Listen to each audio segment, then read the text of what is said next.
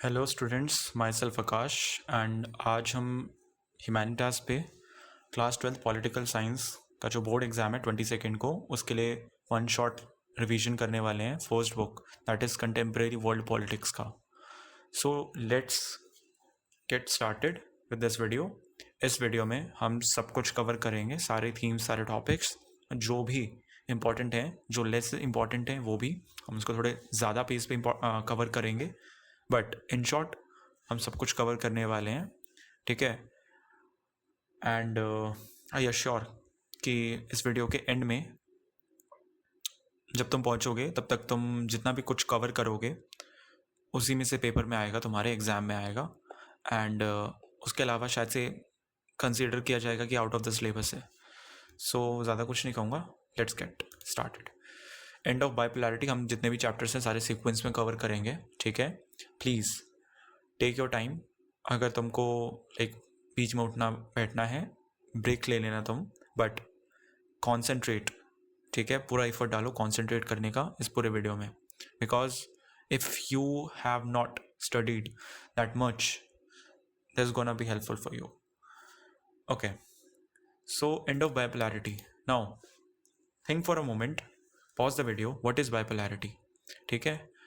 Now a grave injustice जो कि तुम्हारे साथ किया है बोर्ड ने, that is removing the first chapter, the cold war era, ठीक है। कोल्ड वॉर एरा चैप्टर जो था उसको हटा करके बहुत बड़ा इनजस्टिस किया है, बिकॉज आधे से ज़्यादा बच्चों को पता ही नहीं है कोल्ड वॉर क्या था। बाइपोलैरिटी, वेट, बाइपोलैरिटी, बाइपोलैरिटी का मतलब क्या होता है? बाइपोलैरिटी का मतलब है यहाँ पर कोल्ड वॉर ही, ठीक है। Cold war era, that is time period. कौन सा टाइम पीरियड था? ये वर्ल्ड वॉर 2 जब खत्म हुआ ना, उस ठीक उसी टाइम से लेकर के फॉल ऑफ यूएसएसआर तक चला, दैट इज 1945 से लेके 1991 तक का पीरियड। इसमें था क्या? इसमें दो सुपर पावर्स थे, यूएसएसआर जो कि अपना यहाँ पर बैठा हुआ है, एंड सेकेंड इज यूएसए जो आज भी बैठा हुआ है as a super power. Now USSR and USA के बीच में एक सीरीज थी इस टाइम पीरियड में। Series of what? Series of competition, confrontation. Confrontation का मतलब होता है आमना सामना, मिलिट्री, ठीक है। आर्म्ड कॉन्फ्रंटेशन की बात हो रही है यहाँ पे। एंड कोऑपरेशन, कोऑपरेशन बहुत सारी ट्रीटीज़ भी हुई हैं न्यूक्लियर को लेके, न्यूक्लियर आर्म्स को लेके, ठीक है। बैलिस्टिक मिसाइल्स को लेके ट्रीटीज़ हुई हैं, एग्रीमेंट्स हुए हैं दोनों के बीच में, ठीक है। सो मॉन्ट्रियल प्रोटोकॉल भी एक उसमें से है। So a series of competition, confrontation and cooperation between the two rival super powers during a time period between 1947 1945 to 1991 is termed as cold war era, ठीक है। इसमें दो सुपर पावर्स लड़ रहे थे, लड़ नहीं रहे थे, एक तरीके से कह लो बस गेम खेल रहे थे, छोटी छोटी कंट्रीज को लड़ा करके, ठीक है। बहुत ज़्यादा वॉर्स हुई हैं, इंडिया पाकिस्तान तुम देखते हो वॉर, कोरियाज में डिवीजन हुआ, वियतनाम वॉर हुआ, ठीक है, कोंगो क्राइसिस हुआ, बहुत सारे वॉर्स हुए, बट इसमें एडवांटेज इन्हीं दो सुपर पावर्स को मिला। बट अब मैं तुमको बताता हूँ यूएसएसआर इतना ज़्यादा पावरफुल क्यों था, which is a kind of important question from the boards perspective. एक इंडस्ट्रियल पावर हाउस था, ठीक है, इसमें कोई दो राय नहीं है, ठीक है। इसके पास एक बहुत अच्छा इंडस्ट्रियल बेस था जिसमें सब कुछ ये बना सकते थे, मैन्युफैक्चर कर सकते थे, हर चीज़ जो कि ये चाहते थे। ये लोग इंडस्ट्रियल, इनके पास जो बेस था उससे मैन्युफैक्चर करते थे, तो इंडस्ट्रियल सेक्टर इनके पास बहुत अच्छा था, दैट इज़ जॉब्स भी थी उस टाइम पे, तो कोई अनएम्प्लॉयमेंट नहीं था, इकोनॉमिक स्टेबिलिटी थी शुरुआत में, ठीक है। एक वास्ट कम्युनिकेशन नेटवर्क था, ठीक है। इतना बड़ा कम्युनिकेशन नेटवर्क पॉसिबल नहीं था उस टाइम पे, बिकॉज बहुत ही बड़ी कंट्री है। आज के टाइम पे अगर तुम रशिया को देखो, बहुत बड़ी कंट्री है, उस टाइम पे तो रशिया में 13 और कंट्रीज थी, तभी तो यूएसएसआर कहते थे उसको, ठीक है, यूनाइटेड सोवियत सोशलिस्ट रिपब्लिक। तो उसमें 13 और कंट्रीज थी, ठीक है। एक वास्ट कम्युनिकेशन नेटवर्क था जो कि बहुत इंपॉर्टेंट था लॉजिस्टिकल पॉइंट ऑफ व्यू से, डिफरेंट रीजन्स को कनेक्ट करता था, एंड इन शॉर्ट ओवरऑल जो सिक्योरिटी थी कंट्री की उसको इन्हेंस करता था, बूस्ट करता था। उसके अलावा जो सबसे इंपॉर्टेंट चीज़ है, minerals and energy resources, oil, iron, steel, coal, limestone, सब कुछ था इनके पास, ठीक है। बिकॉज वो रीजन ही ऐसा है, सेंट्रल एशियन रीजन भी इनके अंडर ही आता था तब, कि वहाँ पर पता नहीं कितने तरीके के मिनरल्स हैं, बहुत वो रिच, वो एक तरीके से हम कह लो स्टॉक है मिनरल्स का, वो जो रीजन है, ठीक है। उसकी डेवलपमेंट अच्छे से नहीं हुई, कोल्ड वॉर ख़त्म होने के बाद, क्योंकि पता नहीं क्यों बट वो बहुत ज़्यादा रिच है रीजन, मतलब इन मिनरल्स में, एंड यूएसएसआर ने उस टाइम पे बहुत अच्छा फ़ायदा उठाया इस रीजन का। तो इसके पास सारे एनर्जी रिसोर्सेज थे, एक अच्छा ट्रांसपोर्ट सेक्टर था इनके पास जो कि ट्रेड को हेल्प करता था, बिकॉज साइबेरिया से अगर तुम मॉस्को 24 घंटे में पहुंच जा रहे हो, that is not a very easy deal. बहुत ही अच्छा सिम्बोलाइज करता है वो ट्रांसपोर्ट सेक्टर है तुम्हारे पास, ठीक है। एक स्ट्रॉन्ग डोमेस्टिक इंडस्ट्री थी, मैंने बता दी इंडस्ट्रियल पावर हाउस था, कोई अनएम्प्लॉयमेंट नहीं थी, ठीक है। एक ऐसी इंडस्ट्री थी जो कि इनके पास पेन से लेकर कार सब कुछ बनाती थी, ये एनसीईआरटी की लाइन है, ठीक है। तो ये तो वो स्ट्रेंथ्स हैं यूएसएसआर के। बट ओवर द टाइम जैसे जैसे यूएसएसआर हिस्ट्री में आगे बढ़ा, ठीक है, 70s 60s 70s 80s में पहुंचा, इसकी लिमिटेशन सामने आने लग गई, ठीक है। एक सेंट्रलाइज्ड ब्यूरोक्रेटिक और अथॉरिटेरियन गवर्नमेंट थी यूएसएसआर में, कम्युनिस्ट गवर्नमेंट थी। कम्युनिज्म डेमोक्रेसी को सपोर्ट नहीं करता है, राइट्स को वैल्यू नहीं करता उतना, ठीक है। सब कुछ सरकारी होता है इसमें। सो पॉसिबिलिटीज़ बहुत ज़्यादा बढ़ जाती हैं कि एक सेंट्रलाइज ब्यूरोक्रेटिक अथॉरिटेरियन गवर्नमेंट हो, be let it be China, जो आज का चाइना है, कोरिया है, ठीक है, वियतनाम है उस टाइम का, ठीक है, क्यूबा है, वेनेजुएला, इन सारे कंट्रीज़ में उस टाइम पे एक ही तरीके का सिस्टम था और उनका नेचर एक ही था, सेंट्रलाइज ब्यूरोक्रेटिक अथॉरिटेरियन। एंड जब ऐसा सिस्टम होगा जो कि बहुत ज़्यादा अथॉरिटेरियन है, ठीक है, यानी कि तुमको राइट्स कम देता है, तुमसे ड्यूटी ज़्यादा एक्सपेक्ट करता है, ऑब्लिगेशन ज़्यादा एक्सपेक्ट करता है, तुम पे कमांड ज़्यादा रखता है, दैट इज़ कॉल्ड अथॉरिटेरियन ना। ऐसे गवर्नमेंट में, ऐसे सिस्टम में तुम एक्सपेक्ट नहीं कर सकते तुम्हारे पास ज़्यादा कुछ राइट्स होंगे। फ्रीडम ऑफ स्पीच और बाकी इसेंशियल जो नेसेसरी बेसिक राइट्स होते हैं, फंडामेंटल राइट्स, वो नहीं थे। कोई डेमोक्रेसी नहीं थी, क्योंकि लोगों को कोई पार्टिसिपेशन नहीं था, इसलिए लोग तंग आ चुके थे, लोग डिसकंटेंट था उनमें, ठीक है, परेशान थे। उसके ऊपर से यूएसएसआर में डिफरेंट रीजन्स थे, डिफरेंट कल्चर्स थे, ठीक है। उनके राइट्स को वो डिमांड कर रहे थे कि हमको अपना कल्चरल राइट मिलना चाहिए यार, ठीक है। उनको भी इन्होंने सप्रेस किया, बोला कि नहीं भाई तुमको नहीं मिलेंगे, तुमको हम जो बता रहे हैं वही राइट्स मिलेंगे, या शायद वो भी नहीं मिलेंगे। तो इसकी वजह से लोग प्रोटेस्ट करते थे, ठीक है। जो कल्चरल ग्रुप्स थे वो प्रोटेस्ट करते थे, बहुत बार हिंसा होती थी, वायलेंस होता था, बट इसका कोई फ़ायदा नहीं होता था। बहुत ज़्यादा मिलिट्री स्पेंडिंग की, ठीक है, मिलिट्री स्पेंडिंग, ये लोग मैच करते थे यूएसए को, ठीक है, हमेशा से बराबरी करना चाहते थे, बराबरी कर भी लेते थे, बट बहुत बड़ी कीमत चुकानी पड़ती थी इनको, ठीक है। बहुत बड़ी इकोनॉमिक ग्रोथ जो होती थी वो लैग कर जाती थी। ऊपर से आग में घी डालने वाला काम ये था कि अफ़गान इन्वेजन किया उन्होंने 78 में। क्या हुआ कि अफ़गान में जो उनकी फेवरेट गवर्नमेंट होती है वो बदल जाती है, यूएसए के वो फेवर में चली जाती है। सो दे फियर्ड, यूएसएसआर वाले जो थे वो डर गए। उन्होंने क्या किया, उन्होंने इन्वेजन लॉन्च कर दिया अफगानिस्तान में, और 10 साल तक इन्वेजन करते रह गए, बट उनको कुछ हासिल नहीं हुआ सिवाय डिफीट के। शर्मनाक एक हार मिली इनको, and they lost a lot of soldiers, ठीक है, जिसकी वजह से इनको बैकलैश मिलता है, ठीक है, सिस्टम पे से और भरोसा उठता है इनका। इन सब की वजह से प्रोडक्टिविटी कम होती है, इकोनॉमिक ग्रोथ कम होती है, और टेक्नोलॉजी भी पुरानी होती जाती है। सो एक तरीके से यूएसएसआर डूम में चले जाता है, डूम, ठीक है। USSR is doomed eight this point of time. ये इसकी वीकनेसेस होती हैं, इंटरनल वीकनेस, ठीक है, एंड यूएसएसआर ने खुद क्रिएट की होती हैं। ये कोल्ड वॉर में आपके सामने वाले दुश्मन है, यूएसए ने क्रिएट नहीं करी है, आपके लिए प्रॉब्लम्स आपने खुद क्रिएट करी हैं। सो यूएसएसआर इसका खुद भुगतान भी करता है। सो ये वाला जो टॉपिक है ना, लिमिटेशंस, ये अच्छे से एक बार देख लेना। माइंड मैप्स में तुमको वीडियो के एंड में बता दूंगा कहाँ से डाउनलोड करने हैं, ठीक है। फिलहाल के तुम आराम से बैठ के लेट के वीडियो देखो, कुछ नहीं लिखने की ज़रूरत है, कुछ भी नहीं, बस देखते रहो, ठीक है। स्पीड बढ़ा लो, बस देखते रहो। नाउ होता है क्या है, यूएसएसआर एंड ऑफ बाइपोलैरिटी है चैप्टर का नाम, ठीक है। तो एंड भी तो होना चाहिए बाइपोलैरिटी का। तो ये शुरुआत कैसे होती है, हमने देख ली वीकनेसेस क्या है, बट अगेन एंड कैसे स्टार्ट होता है। होता है क्या कि 1985 में गोर्बाचेव जी आते हैं, मिखाइल गोर्बाचेव, ठीक है। होता क्या था, यूएसएसआर का जो कम्युनिस्ट पार्टी होता था उसका जो हेड होता था, कम्युनिस्ट पार्टी का हेड, ठीक है, वही यूएसएसआर का भी हेड होता था। इंडिया में ऐसा नहीं है, जैसे बीजेपी का प्रेसिडेंट कोई और है, लेकिन प्राइम मिनिस्टर तो लोग ही चुने, मतलब मंत्री ही चुनेंगे ना, लाइक मिनिस्टर्स ही चुनेंगे, मिनिस्टर्स भी नहीं तो मेंबर ऑफ पार्लियामेंट से चुनेंगे तुम्हारे, ठीक है। और अपॉइंट कौन करेगा, प्रेसिडेंट करेगा। बट उसमें ऐसा नहीं था, उसमें जो हेड बन गया पार्टी का, वो देश का भी हेड बन जाएगा। तो गोर्बाचेव आते हैं 1985 में, 1987 88 में कुछ रिफॉर्म्स लेके आते हैं, कहते हैं कि भाई एक काम करते हैं, यूएसएसआर जो है ना, इसको हम इसके स्ट्रक्चर में बदलाव करते हैं, इसका जो ढांचा है, इसका जो बेस है उसको हम बदलते हैं, ठीक है। और इस स्ट्रक्चर को कैसे बदलेंगे, हम इसमें थोड़ा सा लिबरल पना लेके आएंगे, यानी कि लिबरलिज्म का आइडिया घुलेंगे, हम सिस्टम को थोड़ा सा ओपन करेंगे, राइट्स देंगे लोगों को, फ्री मार्केट रिफॉर्म्स लेके आएंगे, प्राइवेटाइजेशन करेंगे, ठीक है। तो ये सब स्टेप्स लेंगे तभी तो हमारा स्ट्रक्चर जो होगा वो वापस से रिफॉर्म होगा। तो जो स्ट्रक्चर को रिफॉर्म करने की पॉलिसी थी उसको हम पेरेस्ट्रोइका बोलते हैं। एंड पेरेस्ट्रोइका कैसे आएगा? ग्लासनोस्ट से आएगा, ठीक है। ग्लासनोस्ट यानी कि लिबरलाइज करके, ओपननेस ला करके, ठीक है। ना ये जो पॉलिसी थी ये बहुत ज़्यादा नॉन ट्रेडिशनल पॉलिसी थी, बिल्कुल पसंद नहीं आ रही थी लोगों को, तो समझ में नहीं आ रही थी, लोगों को समझ में नहीं आ रही थी। लेकिन यूएसएसआर के जो कम्युनिस्ट पार्टी के जो बाकी लीडर्स थे उनको ये पसंद नहीं थी, बिकॉज वो तो कम्युनिस्ट थे। मिखाइल गोर्बाचेव थोड़े से लिबरल थे। सो हुआ क्या, मिखाइल गोर्बाचेव क्योंकि लीडर थे तो उन्होंने कमांड दिया कि भाई जहाँ भी प्रोटेस्ट हो रहे हैं ना, कल्चरल प्रोटेस्ट, पोलैंड में हो रहा है, चेचन्या में हो रहा है, हंगरी में हो रहा है, चेकोस्लोवाकिया में, होने दो, ठीक है, कोई दिक्कत नहीं है, होने दो, ठीक है। एंड उस पर कोई क्रैकडाउन नहीं करना है। तो धीरे धीरे वो क्या होने लग गए, वो प्रोटेस्ट एग्रेसिव होने लग गए। एंड जैसे वो एग्रेसिव होने लग गए वो अलग होने की डिमांड करने लग गए, ठीक है। कंट्रोल लूज होने लग गया यूएसएसआर का इन रीजन से, ठीक है। इन्होंने इंटरवीन नहीं किया इस रिवॉल्ट्स, डेमोन्स्ट्रेशन, प्रोटेस्ट को सप्रेस करने के लिए। और हुआ क्या, इकोनॉमिक क्राइसिस और ज़्यादा बढ़ने लग गई, बिकॉज लोगों का विश्वास उठने लग गया गवर्नमेंट में से, बिकॉज इकोनॉमी थोड़ी चेंज हो जाएगी, तुमने पेरेस्ट्रोइका ग्लासनोस्ट लेके आ गए।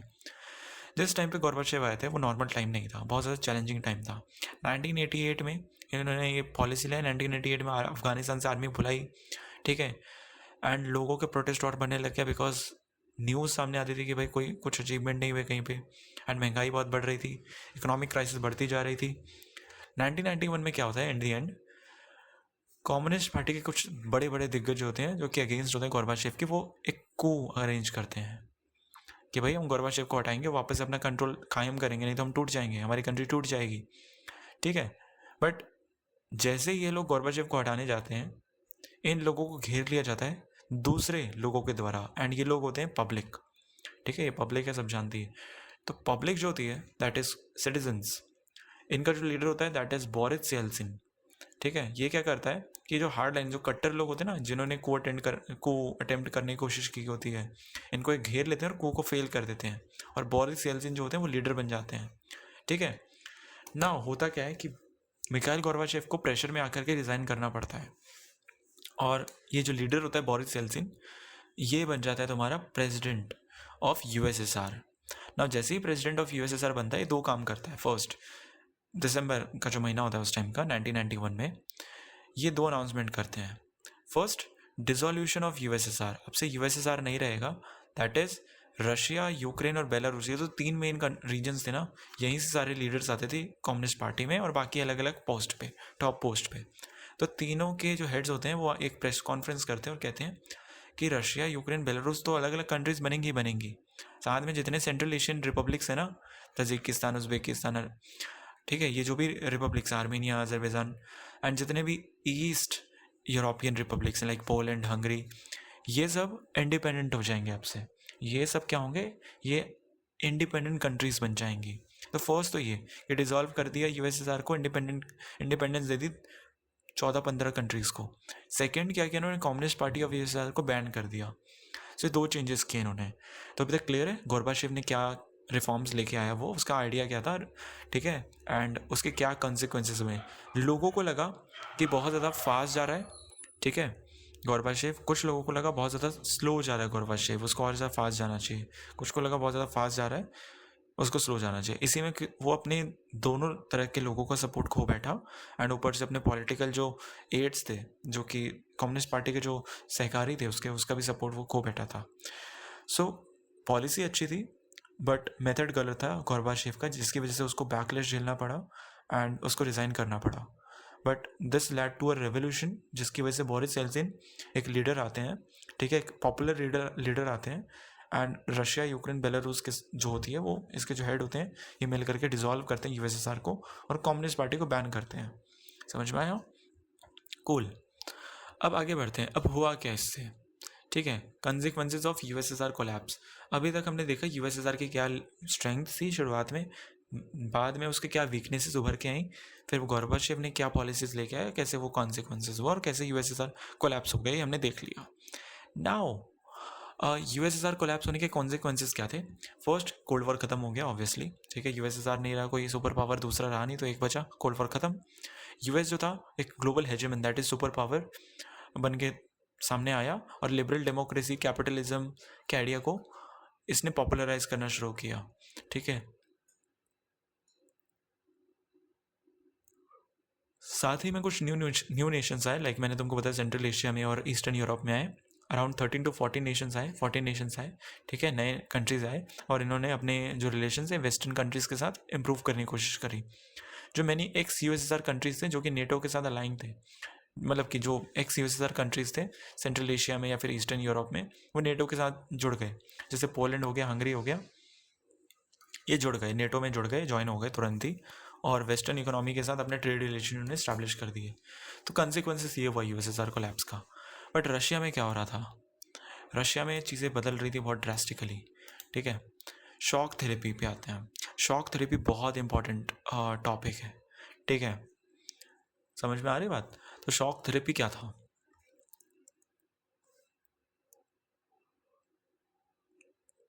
इसको हम डिफाइन कर सकते हैं एक रैपिड, एक quick shift to capitalist privatised कह लो तुम कंडीशन, ठीक है। शॉक थेरेपी एक टर्म दिया जाता है 1990s में। यूएसएसआर का जो मेन जो कंट्री था उस टाइम का रशिया में कैपिटलिज्म तुरंत लाना था, प्राइवेटाइजेशन तुरंत लाना, डेमोक्रेसी तुरंत लानी थी, एंड कम्युनिज्म का एक एक रूट वहाँ पर हटा देना था। सो इसके लिए बहुत जल्दी पॉलिसी सजेस्ट करी आईएमएफ और वर्ल्ड बैंक ने, और कहा कि भाई तुम कैपिटलिज्म में शिफ्ट करो, प्राइवेटाइज करो, सब कुछ प्राइवेटाइज करो, जितने भी स्टेट एसेट्स हैं, जितनी भी सरकारी संपत्ति है, सबको प्राइवेटाइज कर दो। तो बहुत जल्दी करना पड़ा। आईएमएफ एंड वर्ल्ड बैंक ने इस पूरे प्रोसेस को गाइड किया, एंड ये जिम्मेदार थे शॉक थेरेपी के लिए, ठीक है। ट्रेड और कॉमर्स पे फोकस किया गया, फ्री मार्केट पॉलिसीज़ को तुरंत लाया गया, ठीक है। प्राइवेट फार्मिंग को रिप्लेस कर दिया गया कलेक्टिव फार्मिंग से, करेंसी कन्वर्टिबिलिटी इंट्रोड्यूस कर दी गई, दैट इज रूबल जो है उसको किसी भी यूएस डॉलर में या किसी भी चीज़ में हम कन्वर्ट कर सकते हैं, ठीक है। तो यूएस डॉलर्स में उसको मेजर किया जा सकता है, सो ये इनेबल कर दिया गया, ठीक है। जो ट्रेड अलायंसेस थे यूएसएसआर के, वो डिसमेंटल, वो तोड़ दिए गए, बोला कि अब नए वेस्टर्न कंट्रीज़ के साथ तुम ट्रेड अलायंसेस बनाओ। हुआ क्या, ये सब तो इसके टर्म्स थी, ये सब तो इनको करना था इनमें, बट इससे हुआ क्या, सिंपली इकोनॉमिक क्राइसिस आई, बहुत ज़्यादा गरीबी आ गई, फाइनेंशियल इंस्टेबिलिटी आ गई, ठीक है। इंडस्ट्रियल कोलैप्स हो गया, जितने भी 90% जो रशियन स्टेट ओन्ड इंडस्ट्रीज थे उनको बहुत ही कम टाइम में 1-2 साल के अंदर प्राइवेटाइज किया गया। लगभग 3 से 4 हज़ार इंडस्ट्रीज़ को प्राइवेटाइज करना, कंपनीज़ को प्राइवेटाइज करना 1-2 साल के अंदर, बहुत ही शॉकिंग बात है, ठीक है। एंड इन्होंने थ्रो अवे प्राइसेस पे इनको बेचा, थ्रो अवे यानी कि जो मिल रहा है प्राइस उस पर बेच दिया, ठीक है। जैसे सेल लगा हुआ है तो इसको हम प्यार से बोलते हैं गैरेज सेल, यानी लिखा हुआ है the biggest garage sale in the history of mankind. इंसान की हिस्ट्री में सबसे बड़ा गैरेज जो सेल कहा गया, वो एक्सपर्ट्स ने इसको कहा गया शॉक थेरेपी वाले जो टाइम पीरियड है इसको, बिकॉज इसमें 90% ऑफ जो रशियन इंडस्ट्री थी, गवर्नमेंट इंडस्ट्री, उसको प्राइवेटाइज कर दिया गया, उसको बेच दिया गया बिजनेसमैन्स को, ठीक है। करेंसी डिप्रिशिएट हो गई, डिप्रिशिएट का मतलब उसकी वैल्यू गिर गई, जब वैल्यू गिरेगी करेंसी की तो इन्फ्लेशन बढ़ेगा, दैट इज़ महंगाई बढ़ेगी। जो रूबल थी उसने अपना वैल्यू बहुत तेज़ी से डिक्लाइन देखा, उसके वैल्यू का बहुत तेज़ी से गिरने लग गई वैल्यू, रुपी से भी नीचे चली गई, और जितने भी लोगों की सेविंग थे ना, जब महंगाई बढ़ेगी तो तुम देखोगे सेविंग्स तो बढ़ेंगी नहीं लोगों की, उल्टा लोग सेविंग्स को खर्च करेंगे ना, तो सेविंग्स चले गए। तो जब सेविंग्स जाएंगे तो और ज़्यादा डिमांड कम हो जाएगी, बिकॉज लोगों के पास फाइनेंशियल सिक्योरिटी नहीं है, तो वो बेसिक चीज़ों पे ज़्यादा ध्यान देंगे, ठीक है। वो टूरिज़्म, ठीक है, बाकी एमिनिटीज़ पे खर्च कम करेंगे। फूड इनसिक्योरिटी थी, बिकॉज जो गवर्नमेंट स्टेट ओन्ड फार्मिंग थी वो अब रिप्लेस हो रही थी प्राइवेट फार्मिंग से, सो उसमें फूड क्राइसिस होना ही था। जो सब्सिडीज़ मिलते थे वो हटा दिए गए, फार्मिंग सेक्टर इससे कमज़ोर पड़ गया, बिकॉज कुछ इन्वेस्ट करने के लिए सरकार के पास था नहीं, ठीक है। ऑर्गेनाइज क्राइम का राइज हो गया, ठीक है, माफियाज़ बोलते हैं, माफियाज़ पड़ गए यहाँ पे, क्योंकि लॉ एंड ऑर्डर कुछ था नहीं, सारा सिस्टम लगा हुआ था शॉक थेरेपी को झेलने में और उसको आगे बढ़ाने में, तो कुछ खास लॉ एंड ऑर्डर था नहीं बोरिस येल्सिन के टाइम पे, और इकोनॉमिक इनक्वालिटी बढ़ती चली गई, क्योंकि कुछ लोग थे जिनके पास याचस थे, बहुत बड़े बड़े उनके पास बंगलो थे, बहुत अच्छी प्रॉपर्टीज़ थी, कुछ और ज़्यादातर लोगों के पास पॉवर्टी थी, गरीबी थी, और वो बढ़ रही थी। सो ये कॉन्सिक्वेंसेस थे शॉक थेरेपी के। अच्छे से देख लेना, वापस से देख लेना अगर तुमको चाहिए तो। शॉक थेरेपी क्या था, एक प्रोसेस था जो कि IMF और वर्ल्ड बैंक ने फ्रेम किया था फॉर पोस्ट कम्युनिस्ट या पोस्ट USSR कंट्रीज़ के लिए, मेनली रशिया के लिए, कि वो कैसे कैपिटलिज्म, प्राइवेटाइजेशन और ग्लोबलाइजेशन की पॉलिसी को अडॉप्ट कर लें कि जितनी जल्दी हो सके उतनी जल्दी। सो इसके कॉन्सिक्वेंसेज ये हुए, ये तुमको अच्छे से पढ़ लेने हैं, ठीक है। एग्जाम में ज़रूर पूछा जाएगा, मुझे ऐसा लग रहा है, ठीक है। बहुत इंपॉर्टेंट टॉपिक है। नाउ ओके, अब आते हैं कि ये रशिया का तो ये हाल था, बाकी सोवियत कंट्रीज़ का क्या हाल था। देखो मेनली उनमें चैलेंजेस थे डेमोक्रेसी को इस्टेब्लिश करने में, क्योंकि बहुत ही कम डेमोक्रेटिक इंस्टीट्यूशन बनाए गए, और बनाए भी गए तो बहुत ही वीक बनाए गए, ठीक है। जिसमें क्या होता क्या था, एक ऐसा डेमोक्रेटिक सिस्टम जिसमें बहुत स्ट्रॉन्ग एग्जीक्यूटिव है, प्रेसिडेंट जो है वो उसमें बहुत स्ट्रॉन्ग है, पार्लियामेंट उसमें बहुत वीक है। तो इसमें क्या होगा, तानाशाही आ जाएगी, प्रेसिडेंट जो होगा अपनी चलाएगा और पार्लियामेंट को डिसबैंड करता रहेगा टाइम टू टाइम। अथॉरिटेरियन तो था ही, सेंट्रल एशियन नेशन जो थे वो अपोजिशन को राइट्स वगैरह नहीं देते थे, ठीक है, लोगों को, और जो भी अगेंस्ट में वॉइस उठती थी उसको सप्रेस कर देते थे। जुडिशियल इंडिपेंडेंट जुडिशरी भी नहीं थी, ठीक है, जुडिशरी के पास कुछ खास पावर्स नहीं था। तो ये सिस्टम जो होता है ये बहुत ज़्यादा कह लो तुम ख़राब सिस्टम होता है। सेसेशनिस्ट मूवमेंट हुए बहुत सारे कंट्रीज़ में। सेसेशनिज्म का मतलब होता है अलगाववाद। किसी कंट्री से अगर कोई रीजन बोले कि भाई हम कट के अलग होना चाहते हैं, that is secessionist movement. Chechnya Dagestan में हुआ, ये रशिया में आते थे, ठीक है, लेकिन इन्होंने बोला हम रशिया से अलग होना चाहते हैं। 1990s में हो रहा था ये, और रशिया ने बहुत भीषण तरीके से क्रैकडाउन किया। व्लादिमीर पुतिन जो फेमस हुए थे वर्ल्ड में, वो इसी टाइम पे फेमस हुए थे बिकॉज इन्होंने बहुत ही बुरी तरीके से क्रैकडाउन किया था, ठीक है। और सिविल वॉर और कॉन्फ्लिक्ट होते हैं फिर, ठीक है, कुछ कंट्रीज़ में, जैसे ताजिकिस्तान में सिविल वॉर होता है, 10 साल तक सिविल वॉर होता है 1992 से। नागोर्नो काराबाग जो अजरबैजान का जो रीजन है और आर्मीनिया के बीच में जो डिस्प्यूट है वो अभी तक चल रहा है। इवन लास्ट 2 साल पहले या 1 साल पहले वॉर भी हुई थी, बहुत भयंकर वॉर हुई थी, ठीक है, आर्मीनिया और अजरबैजान के बीच में। नागोर्नो काराबाग रीजन को लेकर के है, जैसे इंडिया पाकिस्तान को के बीच में POK को लेके है, वैसे वहाँ पर नागोर्नो काराबाग रीजन को है। एथनिक और टेरिटोरियल डिस्प्यूट हो रहे थे इन पोस्ट सोवियत स्टेट्स में। वाटर डिस्प्यूट हो रहे थे यूक्रेन, किर्गिस्तान और जॉर्जिया में, ठीक है, बिकॉज यूक्रेन में एक मेन नदी की वो आती है तुम्हारी पता नहीं कहाँ से, ठीक है, बेलारूस से आती है, एंड उसको लेकर वाटर वॉर्स होते हैं। चेकोस्लोवाकिया 2 हिस्सों में बढ़ जाता है, 2 कंट्रीज़ में स्प्लिट हो जाता है, चेक रिपब्लिक एंड स्लोवाकिया में। यूगोस्लाविया में सिविल वॉर होता है, जिसमें नेटो बहुत बुरी तरीके से इंटरवेंट करता है, बहुत बॉम्बार्डमेंट करता है, लेकिन कोई बोलने वाला नहीं होता है उसको, बिकॉज सुपर पावर है ना यार, अब तो बाइपोलैरिटी ख़त्म हो गई है। सो ये था कि इनमें डेमोक्रेसी नहीं थी। अगर USA चाहता तो बहुत अच्छे से डेमोक्रेसी स्टैब्लिश करवा लेता, बट उनका मेन काम था अगर डेमोक्रेसी आ जाएगी तो US और बाकी कैपिटलिस्ट जो कंट्रीज़ हैं वो वहाँ के रिसोर्सेज को एक्सट्रैक्ट ईजिली नहीं कर पाएगी, बिकॉज लोग पूछेंगे, सवाल पूछेंगे कि इतने सस्ते दामों पे क्यों दे रहे हो। सो US और वेस्टर्न कंट्रीज जो थे उनका मेन मोटिव था इकोनॉमिक पर्पस अपने पूरे करना उस रीजन से, सेंट्रल एशियन रीजन से, ना कि वहाँ पर एक डेमोक्रेटिक रिफॉर्म लाना। एंड यही रीज़न था कि वहाँ पर जल्दी जल्दी में कॉन्स्टिट्यूशन बनाए गए, एक स्ट्रॉन्ग प्रेसिडेंट बनाया गया, वीक पार्लियामेंट, वीक जुडिशरी बनाई गई, ताकि तानाशाही आ जाए सिस्टम में और वो आराम से पैसे ले USA से, और जो रिसोर्सेज चाहिए USA को वो दे दे, ठीक है। तो ये था इसमें। नाउ ऑलमोस्ट हमने सब कुछ कवर कर लिया है। इंडिया USSR रिलेशन को हम अब कवर करते हैं। हालांकि इसे अब क्वेश्चंस मेरे को नहीं लगता आएंगे, बट फिर भी तुमको 1 मार्क या 2 मार्क में देख लेना चाहिए, आ जाए, ठीक है। देखो इंडिया USSR रिलेशन सबसे पुराने रिलेशन है इंडिया के। जब इंडिया आज़ाद हुआ ना, उसके बाद first 5 year second 5 year plan में जो इकोनॉमिक और इंडस्ट्रियल हमने गोल रखा था, हमने जितने भी इंडस्ट्रीज़ डैम वगैरह इस्टेब्लिश करी, कंस्ट्रक्ट करी, उसमें बहुत बड़ा हेल्प था USSR का। ऐसा माना USSR के बिना हो ही नहीं सकता था यार वो, ठीक है। तो USSR ने इंडिया को हेल्प करा major steel plants Bhilai, Bokaro, Visakhapatnam में बनाने के लिए। विशाखापट्टनम में पोर्ट्स भी बनवाए, ठीक है, और लाइक हाइड्रो पावर जो प्रोजेक्ट्स हैं हमारे, जो डैम प्रोजेक्ट्स है, उसमें बहुत ज़्यादा हेल्प किया। हमेशा से डिप्लोमेटिकली इंटरनेशनल लेवल पे कश्मीर के इशू पे हमको सपोर्ट मिलता है, ठीक है। लाइक तुमको पता होगा P5 मेंबर्स है, परमानेंट 5 मेंबर्स होते हैं UNSC में, ठीक है। अगर वो किसी पे वीटो कर दें तो इनमें से एक भी कोई वीटो कर दे तो वो पास नहीं होता है। सारे लोग पाकिस्तान के सपोर्ट में जाते थे उस टाइम पे, एंड केवल एक USSR अपने पे वीटो करता था। सो बहुत ज़्यादा हेल्प करी USSR ने हमारी, ठीक है, हमारी कंट्री में स्टेबिलिटी बनाने में। मिलिट्री कोऑपरेशन करी है USSR के साथ हमने। अभी तुम देखोगे जितने भी ज़्यादा जितने भी हमारे डिफेंस इंपोर्ट्स हैं ज़्यादातर रशिया से अभी भी आते हैं। उस टाइम पे तो 80-90% हमारे कहाँ से आते थे, यूएसएसआर से आते थे। तो यूएसएसआर ने एडवांस मिलिट्री हार्डवेयर दिया अपने को, ब्रह्मोस मिसाइल में हेल्प किया, शक्ति में हेल्प किया, बहुत सारे मिशंस में हमको हेल्प किया। कल्चरल टाइज भी हैं उसके अलावा, ठीक है। इंडियन फिल्म्स और जो यहाँ के जो बॉलीवुड के जो सितारे थे वो बहुत ज़्यादा फेमस थे, हर घर में नाम था उनका यूएसएसआर में, अमिताभ बच्चन, किशोर कुमार, ये सारे। सो that is the thing.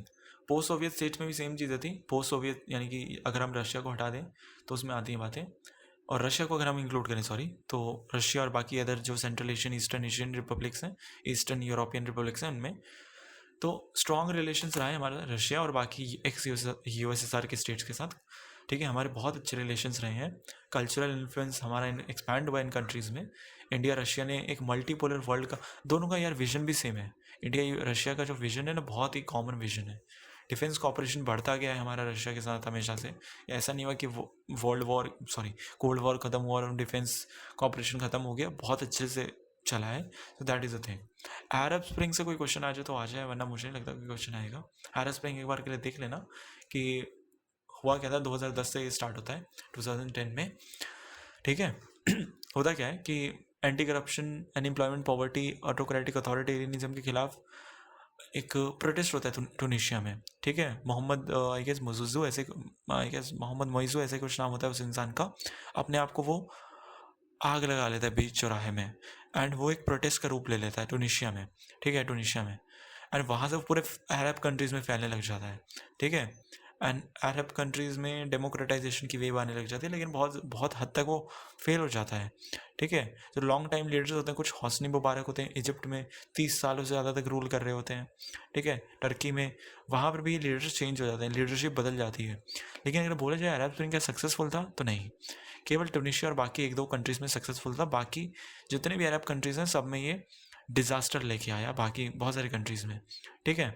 Like Syria, Iraq, ठीक है, इन कंट्रीज़ में तो ये डिज़ास्टर लेके आया, क्योंकि इन कंट्रीज़ में कोई रूल बचा ही नहीं। लोगों ने हटा तो दिया प्रोटेस्ट करके गवर्नमेंट को, लेकिन उसके बाद टेररिज्म आ गया वहाँ पे, क्योंकि गवर्नमेंट ही नहीं थी, कोई पार्टी नहीं थी, कोई लीडरशिप ही नहीं थी। तो वहाँ पर आ गया तुम्हारा टेररिज्म, ISIS, अलकायदा, ये सारे वहीं पर अपने जड़ें मजबूत करने लग गए थे, ठीक है। तो अरब स्प्रिंग तुम लोग देख लेना। बाकी चैप्टर हमारा हो गया इस चैप्टर के, इसके अलावा मेरे को नहीं लगता कोई आएगा कुछ, इसको तुम 2-3 बार पढ़ लेना, हो जाएगा तुम्हारा, ठीक है। Next comes centres of power, ठीक है। नाउ सेंटर्स ऑफ पावर अब हम पढ़ेंगे।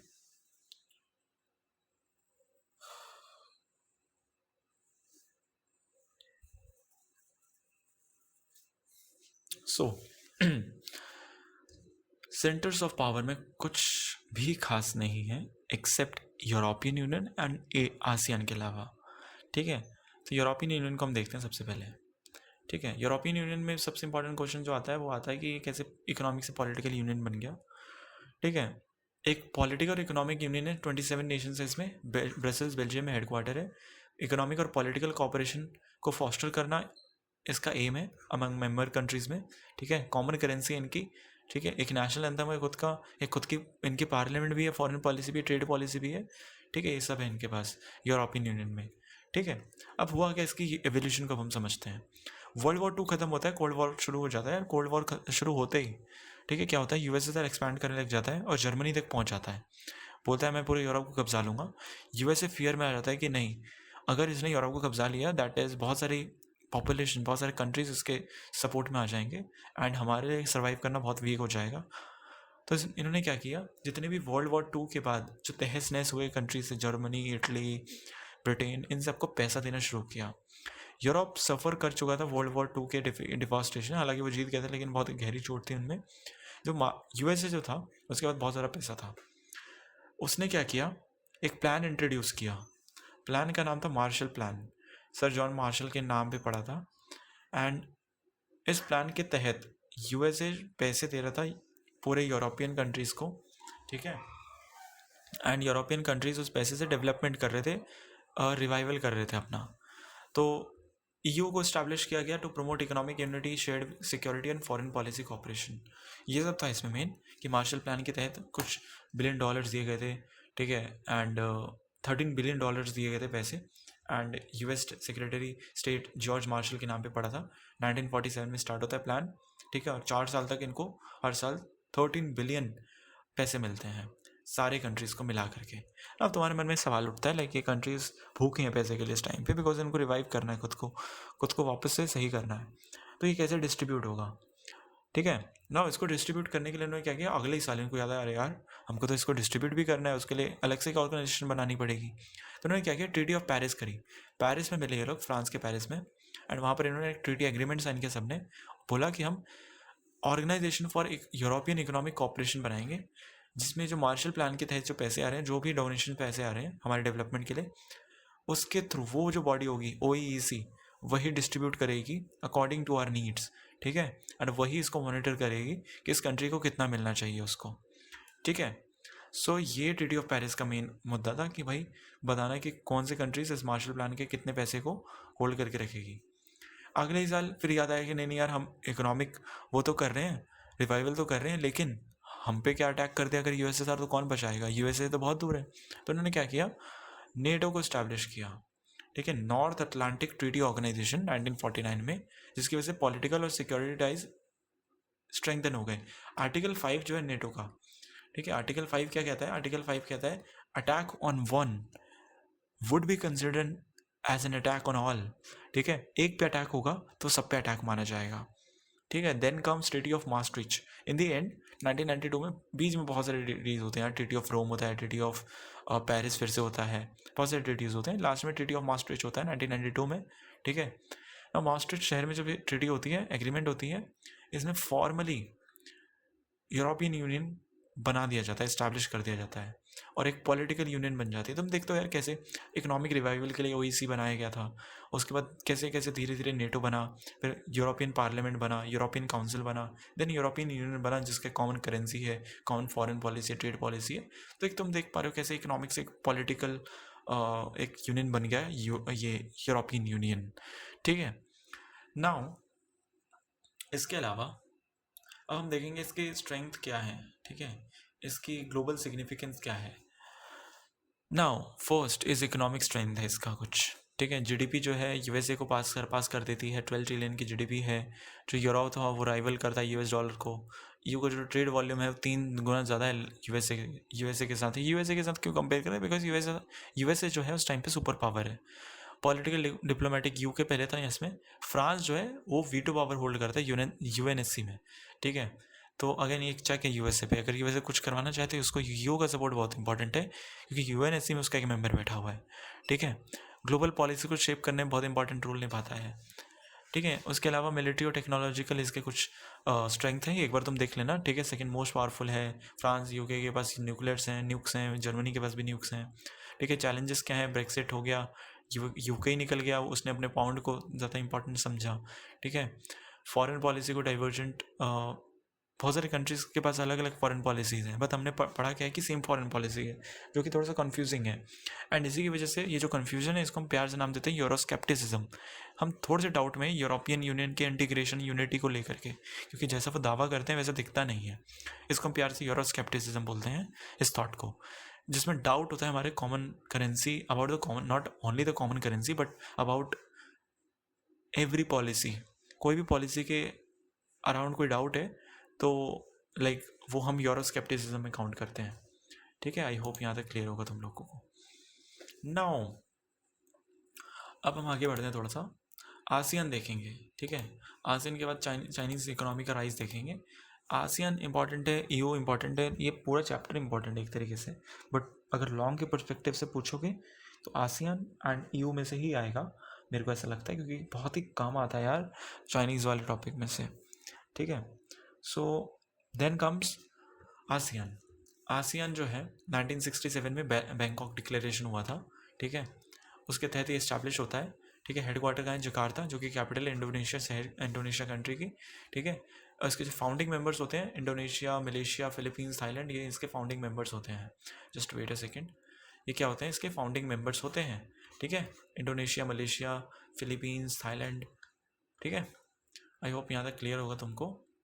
नाउ इसमें लेकिन अभी 10 मेंबर्स आते हैं, और इसका जो तुम लोगो देखोगे ना वैसा ही कुछ है, ऐसा कुछ बनाया हुआ है इन्होंने, इस तरीके का राइस का स्टैक है पूरा, उसमें 10 स्टैक्स हैं, ठीक है, 10 क्या कह लो तुम, तिल्लियाँ हैं, ठीक है, जो धान की जो फसल होती है उसकी 10 तिल्लियाँ हैं, जो कि सिग्निफाई करता है, सिंबलाइज करता है 10 मेंबर कंट्रीज़ को, including Brunei, Vietnam, Laos, Myanmar, Cambodia. उसके अलावा ये तो हैं ही फाउंडिंग मेंबर्स, ठीक है। तो ये आसियान का कुछ स्ट्रक्चर है, कुछ मेंबरशिप्स हैं ना। अब आते हैं आसियान विजन 2020, ये एक्सपायर हो चुका है, क्योंकि 2020 तक ही था, बट पता नहीं क्यों दे रखा है। 1997 में अडॉप्ट किया था इन्होंने, बोला कि हम 2020 तक का क्या विजन रखेंगे, ठीक है। ये विजन रखेंगे, हम पीस कॉन्फ्लिक्ट रेजोल्यूशन करेंगे डायलॉग के थ्रू, एक न्यूक्लियर फ्री जोन बनाएंगे, कोई लेगा नहीं, कोई न्यूक्लियर वेपन्स नहीं बनाएगा अपने मेंबर स्टेट में, ठीक है। मल्टीलेटरल ट्रेड एग्रीमेंट हम बढ़ाएंगे, सब कुछ किया इन्होंने, जो भी इन्होंने कमिटमेंट की थी सब कुछ मेंटेन करके रखा, ठीक है। तो ये था vision 2020। Then comes ASEAN 3 pillars, ठीक है। आसियान सिक्योरिटी कम्युनिटी 1991 में बनाई गई, आसियान इकोनॉमिक कम्युनिटी बनाई गई, आसियान सोशल कल्चरल कम्युनिटी, इन तीनों को आई गेस 1997 में मिला करके मेजर कम्युनिटी बना दी गई, दैट इज आसियान कम्युनिटी, ठीक है। आसियान कम्युनिटी बोला गया, आसियान कम्युनिटी। ना आसियान कम्युनिटी का जो क्वेश्चन आएगा, अगर आता है शॉर्ट आंसर क्वेश्चन, तो तुमको ये 3 ही एक्सप्लेन करना है और कुछ एक्सप्लेन नहीं करना है। इंट्रोडक्शन में तुम इनमें से कुछ लिख सकते हो, बाकी तुमको ये 3 एक्सप्लेन करने हैं। सिक्योरिटी कम्युनिटी, जिसमें केवल कॉन्फ्लिक्ट पीस को इंश्योर किया जाता है, कॉन्फ्लिक्ट को बचाया जाता है, सिक्योरिटी और कॉपरेशन को बढ़ाया जाता है, ठीक है। इकोनॉमिक कम्युनिटी में ट्रेड हो गया, फ्री ट्रेड जोन हो गया, ट्रेड नेगोशिएशन हो गया, ट्रेड पॉलिसी हो गई, ये सब।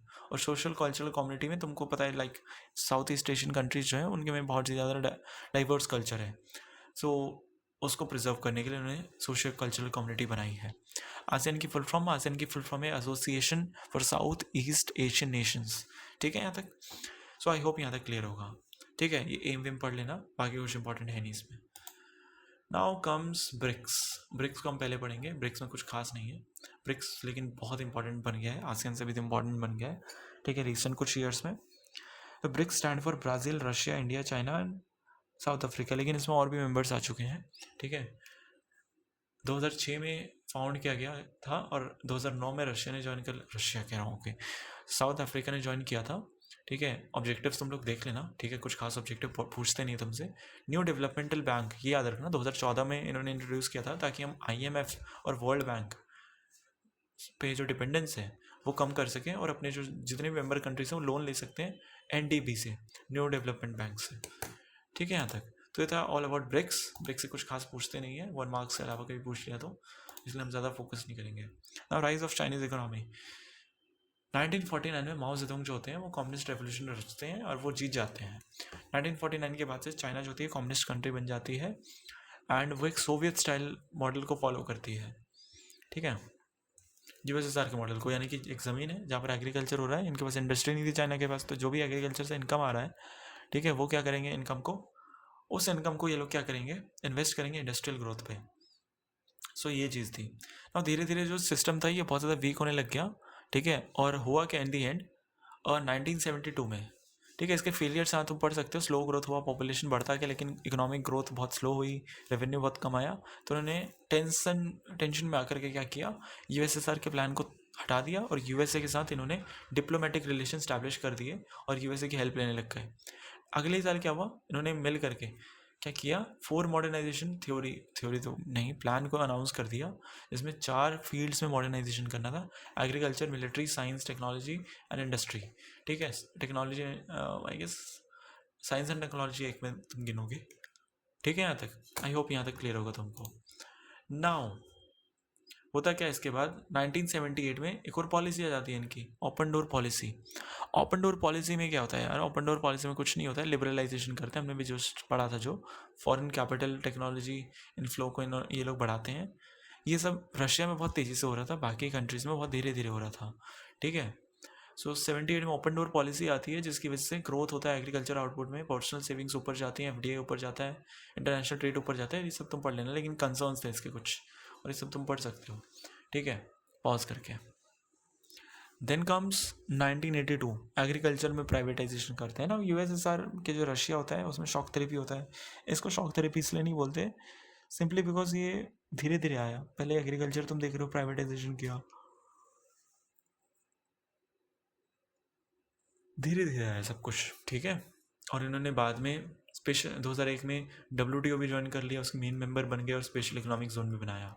सो ये सब कुछ तुम्हारा है इस चैप्टर में, ठीक है, अल्टरनेटिव सेंटर्स ऑफ पावर वाले में। नाउ इसमें कोई डाउट है तो प्लीज़ कमेंट सेक्शन में तुम बता सकते हो, ठीक है। अभी हम चैप्टर के बीच में 2 मिनट का ब्रेक लेंगे। सो 2 मिनट के लिए तुम पानी वानी पी सकते हो, ठीक है। उसके बाद फिर से आके तुम्हें बैठना है, कंटिन्यू करेंगे। So you can pause this video at this point of time.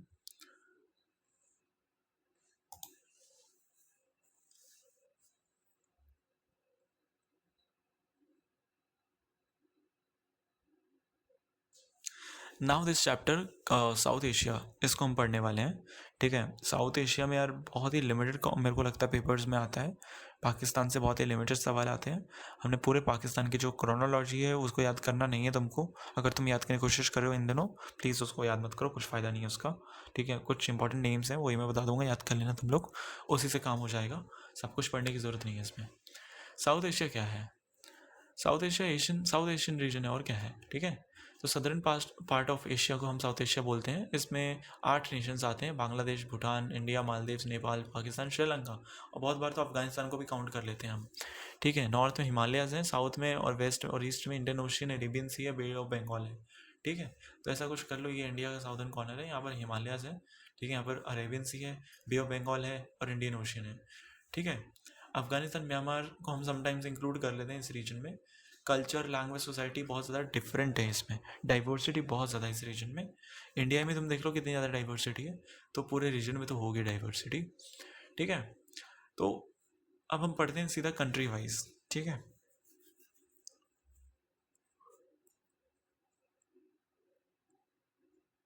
Okay, so just give me a second.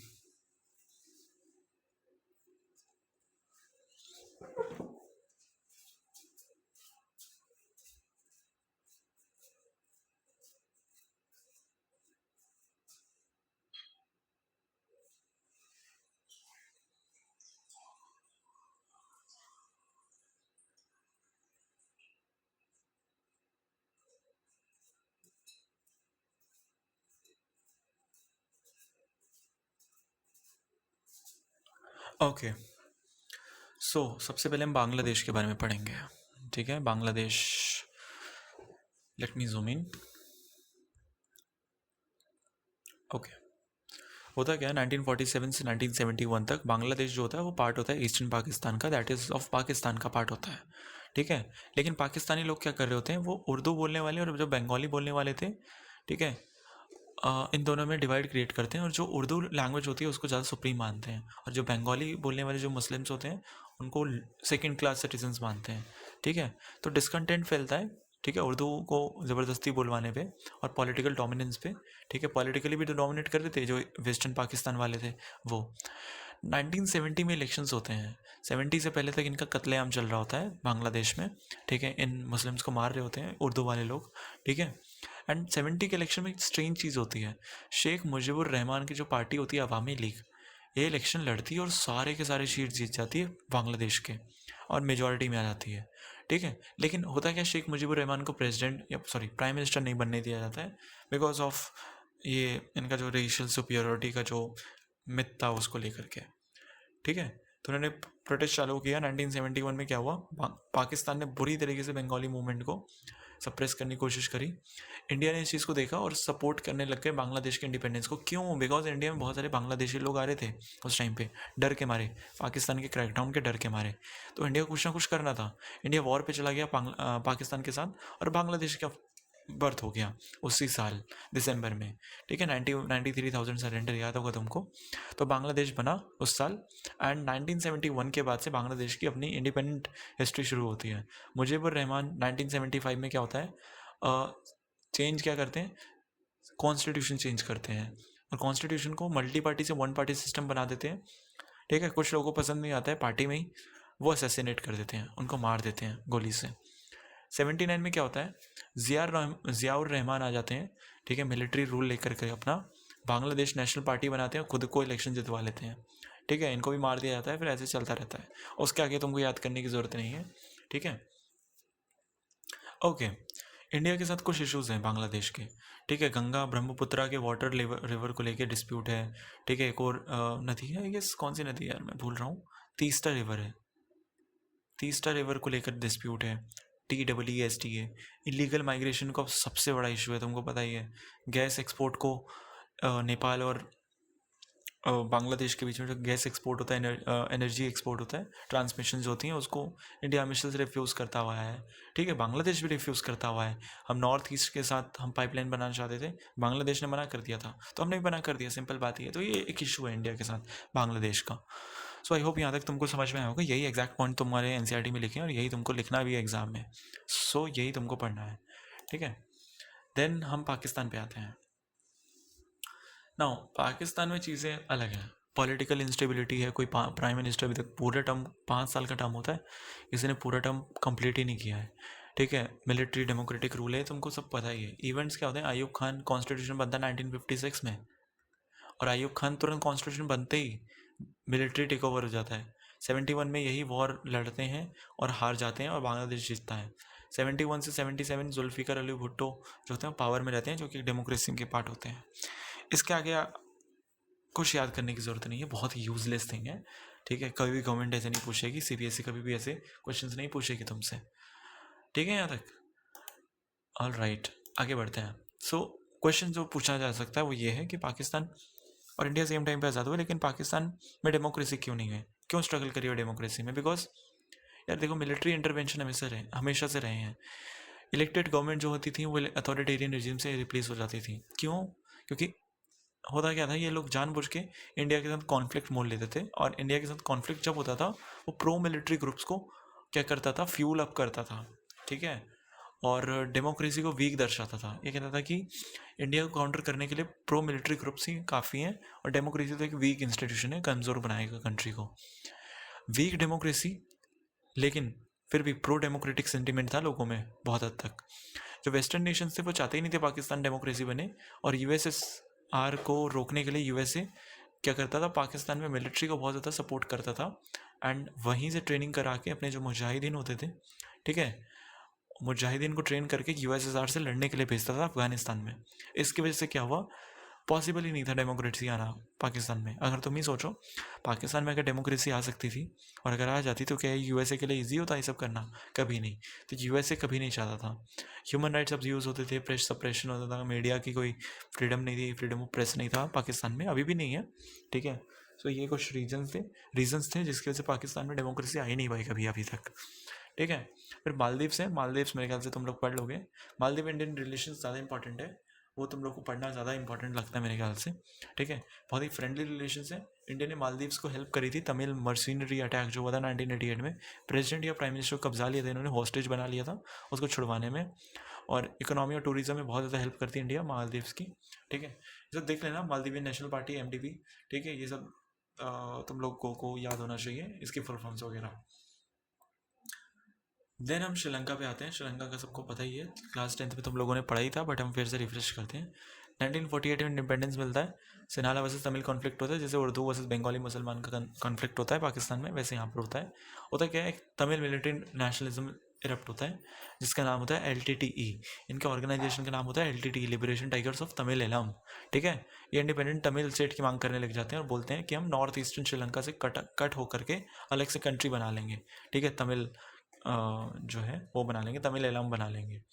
India ने क्या किया, इंडिया ने भाई फोर्स भेज दी दोनों के बीच में मेडिएट कराने के लिए, एक वॉल क्रिएट करने के लिए। अल्टीमेटली वो श्रीलंकन जो तमिल से उन्हीं के साथ लड़ने लग गई, एंड यहाँ के जो तमिल लोग थे इनके बीच में डिसकंटेंट फैल गया राजीव गांधी को लेकर के, तो उन्होंने राजीव गांधी को असैसिनेट करवा दिया। ठीक है, हाँ, और हमारी फौज को वापस लौटना पड़ा, और एक फेल्ड पीस कीपिंग मिशन था अपना ये। All right, then comes Nepal. Nepal के बारे में तुम लोग देख लेना यार। ठीक है, पहले एक हिंदू किंगडम था, बाद में प्रो डेमोक्रेटी आई, माओइज्म बढ़ा, फिर 3 पेरिटाइट स्ट्रगल्स आई। 2002 में किंग ने डिसमिस कर दिया, फिर 2006 में वापस से किंग ने खोल दिया पार्लियामेंट। सो ये सब तुम लोग पढ़ लोगे। ठीक है, देन कम्स नेपाल के जो इश्यूज हैं इंडिया के साथ, ट्रेड डिस्प्यूट्स। अगेन इंडिया इतने इजीली अलाउ नहीं करता नेपाल के जो भी प्रोडक्ट्स हैं उनको डिस्ट्रीब्यूट करना, लाइक उनको पोर्ट्स को यूज़ करने देना। ठीक है, चीप रेट्स पे। इंडिया इंटरफेयर कर रहा है नेपाल की पॉलिटिक्स में, ऐसा नेपाली को लगता है। एंड इसके अलावा कुछ और पॉइंट्स हैं, ये तुम देख लेना, इतने ज़्यादा इंपॉर्टेंट है नहीं। ठीक है, 1 या 2 मार्क्स में पूछ सकते हैं तुमसे ये पॉइंट्स। नाउ अब हम बढ़ते हैं भूटान इंडिया रिलेशंस की टुवर्ड्स। जो भूटान है बहुत ही सबसे फ्रेंडली नेबर है अपना, ठीक है, बहुत ही क्लोज कॉपरेशन है हमारा भूटान के साथ, और कोई इशू नहीं है भूटान के साथ। इंडिया ने हमेशा से भूटान को हेल्प किया है, भूटान की जो मोनार्की है उसके अगेंस्ट जो मिलिटेंट्स हैं उसको एलिमिनेट करने में, और भूटान में इंडिया ने इन्वेस्ट किया हुआ हाइड्रो प्रोजेक्ट्स में। सो ये तो तुमको पता होना चाहिए, ये सब बेसिक सी चीज़ें हैं, इनसे क्वेश्चन लॉन्ग या शॉर्ट में नहीं बनेगा, इतना तो गारंटीड है, ठीक है। Then come SAARC. SAARC important है, ठीक है, लाइक सिलेबस के पॉइंट ऑफ व्यू से, बट इंटरनेशनल इतना इंपॉर्टेंट रहा नहीं SAARC. South Asian Association for Regional Cooperation इसका फुल फॉर्म है, ठीक है। इसमें जो मेन चीज़ें हैं वो ये हैं कि भाई SAFTA, South Asian free trade जो जोन है वो बनाया गया, ठीक है। Just wait a second.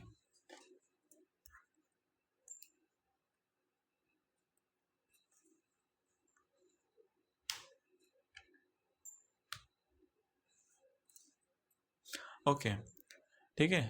और 2004 में बनाया गया और एक्टिव किया 2006 में इसको। इसका जो गोल था वो ये था कि जो इतने भी मेंबर कंट्रीज हैं सार्क में, पाकिस्तान, इंडिया, नेपाल, भूटान और भी कई सारे कंट्री, बांग्लादेश, इसमें जो टैरिफ जो टैक्स लगता है किस पे, इंपोर्ट एक्सपोर्ट पे, वो 20% तक कम हो जाएंगे 2007 तक। लेकिन कुछ कंसर्न थे, स्मॉलर कंट्रीज़ को लगता था कि भाई इंडिया अपने डोमिनेट क्रिएट कर रहा है, डोमिनेंस क्रिएट कर रहा है, अपने फेवर में काम करवा रहा है। इंडिया को लगता था साफ्टा जो है वो रीजनल कॉपरेशन को सॉरी, रीजनल कॉपरेशन को बूस्ट करेगा। सो ये था इसमें पूरे इस चैप्टर में, तुम्हारे कुछ खास नहीं है, बस जो मैंने बताया बस वही पढ़ना, उसी में से आएगा, ठीक है। एक्सपीरियंस है उसके बेसिस पे बता रहा हूँ, वरना नहीं बताता मैं, ठीक है। इसी को पढ़ लो, इतना ही आ जाएगा तुम्हारा।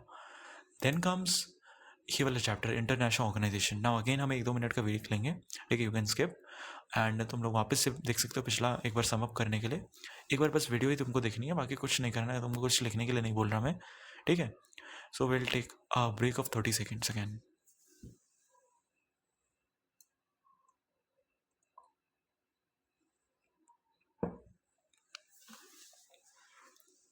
नाउ इंटरनेशनल ऑर्गेनाइजेशंस, पूरा चैप्टर यूएन के ऊपर है, ठीक है। 91-95% चैप्टर यूएन के ऊपर है, ठीक है। तो सबसे पहली बात है, हमको इंटरनेशनल ऑर्गेनाइजेशन चाहिए क्यों भाई? वेरी शॉर्ट क्वेश्चन बन सकता है इससे, बहुत अच्छा क्वेश्चन बनेगा, बिकॉज जो ग्लोबल प्रॉब्लम्स हैं उनको ग्लोबल सॉल्यूशन चाहिए होते हैं, ग्लोबल स्टेज चाहिए होता है, उसी पे हैंडल हो सकता है, ठीक है। इंटरनेशनल ऑर्गेनाइजेशन क्या करती हैं? वॉर्स को प्रिवेंट करती हैं, कॉपरेशन में हेल्प करती हैं, पैंडेमिक इन्वायरमेंटल क्राइसिस में हेल्प करती हैं, कॉपरेशन करने में, कोऑर्डिनेशन करने में, ठीक है। सो ये सब इसकी चीज़ें हैं। एक प्लेटफॉर्म प्रोवाइड करती हैं डिप्लोमेसी के लिए, डिस्प्यूट को हम रिजॉल्व कर पाएँ उसके लिए, ठीक है। Rules, charter, constitution, regulation, terms, condition, ये सब ये अवेल कराती हैं कंट्रीज़ को, ताकि एक न्यूट्रल, एक कह लो तुम जस्ट वे में कंट्रीज बिहेव करें, एक्ट करें इंटरनेशनल वर्ल्ड में, ठीक है। वरना अगर कोई मीडिएटर नहीं होगा, इंटरनेशनल ऑर्गेनाइजेशन नहीं होगा, तो कोई अपनी कंट्री अपने हिसाब से कोई भी पॉलिसी चलाएगी, ठीक है। यूनाइटेड नेशन पे आते हैं। यूनाइटेड नेशन क्या है, ठीक है। यूनाइटेड नेशन का ऑब्जेक्टिव देख लो, दो ही ऑब्जेक्टिव है कि भाई वॉर को प्रिवेंट करो, ठीक है, एंड वेट, हाँ, कि वॉर को प्रिवेंट करो और कॉपरेशन और कोऑर्डिनेशन को बढ़ाओ, ठीक है। तो लड़ाइयाँ कम करो और दोस्ती बढ़ाओ कंट्रीज़ के बीच में। ये फाउंडेशन कब देख लेना तुम लोग, कब फाउंड हुआ था, फैक्ट ही है। यूएन जनरल असेंबली के जितने भी मेंबर स्टेट होते हैं वो पार्टिसिपेट करते हैं, लेकिन यूएनएससी में लिमिटेड मेंबरशिप होती है। पीस एंड सिक्योरिटी बहुत ही क्रिटिकल, सबसे स्ट्रॉन्गेस्ट कह लो फोरम होता है ये, ठीक है। एंटोनियो गुटरेस सेक्रेटरी जनरल है यूएन सिक्योरिटी काउंसिल में। P5 + 10 मेंबर्स होते हैं, यानी कि 10 मेंबर्स टेम्परेरी होते हैं, ठीक है, कच्चे मेंबर्स होते हैं हर 2 साल में, ठीक है, ये बदलते रहते हैं। जबकि P5 जो होते हैं, P5 कौन कौन से मेंबर्स हैं? यूके, फ्रांस, यूएसए, रशिया और चाइना, ये P5 मेंबर्स हैं, ठीक है। ये परमानेंट ही रहेंगे, उसमें वीटो है इनके पास, जबकि बाकी के 10 कंट्रीज़ में वीटो नहीं है, ठीक है। और वो टेम्परेरी मेंबर्स हैं, हर 2 साल में बदलते रहते हैं। ऑल राइट, देन उसके बाद अब आती है बारी की रिफॉर्म्स पे, कि यूनाइटेड नेशन में कुछ रिफॉर्म्स की ज़रूरत है, ठीक है, कुछ सुधार की ज़रूरत है, ठीक है। सो स्ट्रक्चर और प्रोसेस में रिफॉर्म्स की ज़रूरत थी, और जुरिस्डिक्शन में चेंजेस करने की रिफॉर्म थी। हम इसको बारी बारी से पढ़ते हैं अब। ठीक है। सो स्ट्रक्चरल रिफॉर्म्स पे आते हैं। 1992 में एक रेजोल्यूशन पास होता है यूनाइटेड नेशन जनरल असेंबली में, ठीक है। और इस रेजोल्यूशन में ये बोला जाता है कि भाई यूएनएससी जो है ना वो वेस्टर्नाइज हो चुकी है, और ऊपर से मेन बॉडी भी नहीं होनी चाहिए, ठीक है, और इक्विटेबल रिप्रेजेंटेशन भी नहीं है इसमें। तो ये 3 प्रॉब्लम्स हैं, ठीक है। जो रिप्रेजेंटेशन है वो सबसे इंपॉर्टेंट प्रॉब्लम, अट्रैक्टिव प्रॉब्लम था, ठीक है। तो जो कि साफ दर्शाता था कि भाई एक्सटेंशन होना चाहिए मेंबरशिप का, यानी कि जो 5 मेंबरशिप है वो 6-7 होने चाहिए, बढ़ने चाहिए, और टेम्प्रेरी मेंबर्स भी बढ़ने चाहिए, ठीक है। हुआ क्या 1992 के बाद 5 साल बाद 1997 में, ठीक है, कोफी एनन होते हैं हमारे यूएनएसजी सेक्रेटरी जनरल उस टाइम पे, और वो इंक्वायरी बिठाते हैं, ठीक है, कि हम कैसे इम्प्रूव कर सकते हैं स्ट्रक्चर में, ठीक है। तो सजेस्ट करते हैं एक्सटेंशन ऑफ परमानेंट मेंबर्स, कि जितने भी परमानेंट मेंबर्स हैं 5, अब वो 6-7 होने चाहिए। बाकायदा कुछ कंडीशंस हैं। फर्स्ट, एक मेजर इकोनॉमिक पावर होनी चाहिए, मिलिट्री पावर होनी चाहिए, यूएन बजट में सिग्निफिकेंट कंट्रीब्यूशन होना चाहिए, पॉपुलेशन होना चाहिए अच्छा खासा बड़ा, डेमोक्रेटिक कंट्री होनी चाहिए, और यूनिक ग्लोबल जोग्राफिकल लोकेशंस भी हैं इंडिया में जो कि नहीं होने चाहिए, ठीक है। यहाँ तक तो आई होप यहाँ तक तुम लोगों को क्लियर होगा। All right.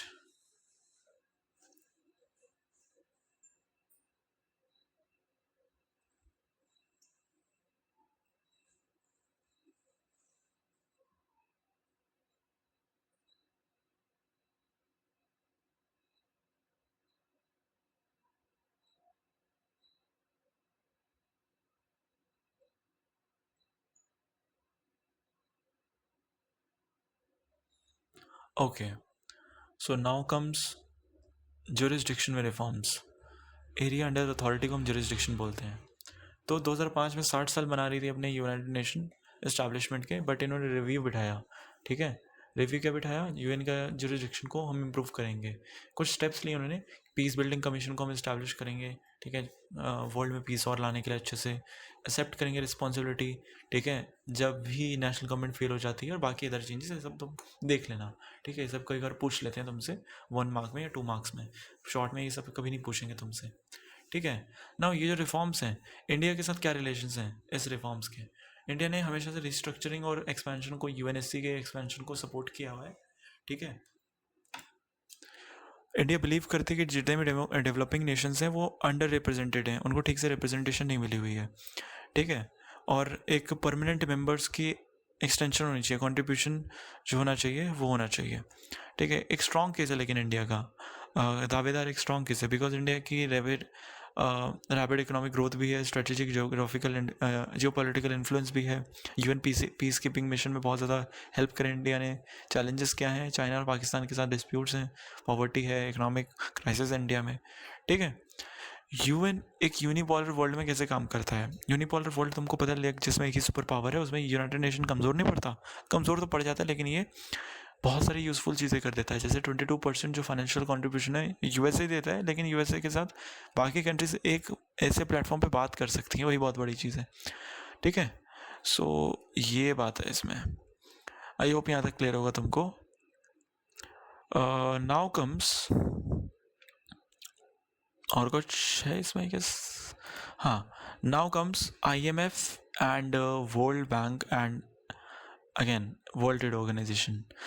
देखो सिंपल सीधी बात है, तुम ये फैक्ट्स पढ़ सकते हो, बट मैं अगर तुमको उससे एक लाइन में बोले डिफ्रेंशिएट करना है तो ये है कि वर्ल्ड बैंक डेवलपमेंटल पर्सपेक्टिव के लिए लोन देता है, IMF क्राइसिस को ओवरकम करने के लिए लोन देता है कंट्रीज़ को। नाउ IMF जब क्राइसिस के लिए लोन दे रहा है तो शॉर्ट टर्म लोन दे रहा है, ठीक है, और बहुत ही हाई इंटरेस्ट पे देता है लोन, ठीक है। जबकि वर्ल्ड बैंक जो होता है उसके लिए कंट्रीज़ जाती हैं डेवलपमेंट के लिए लोन मांगने, और ये लॉन्ग टर्म लोन्स दिए जाते हैं, ठीक है।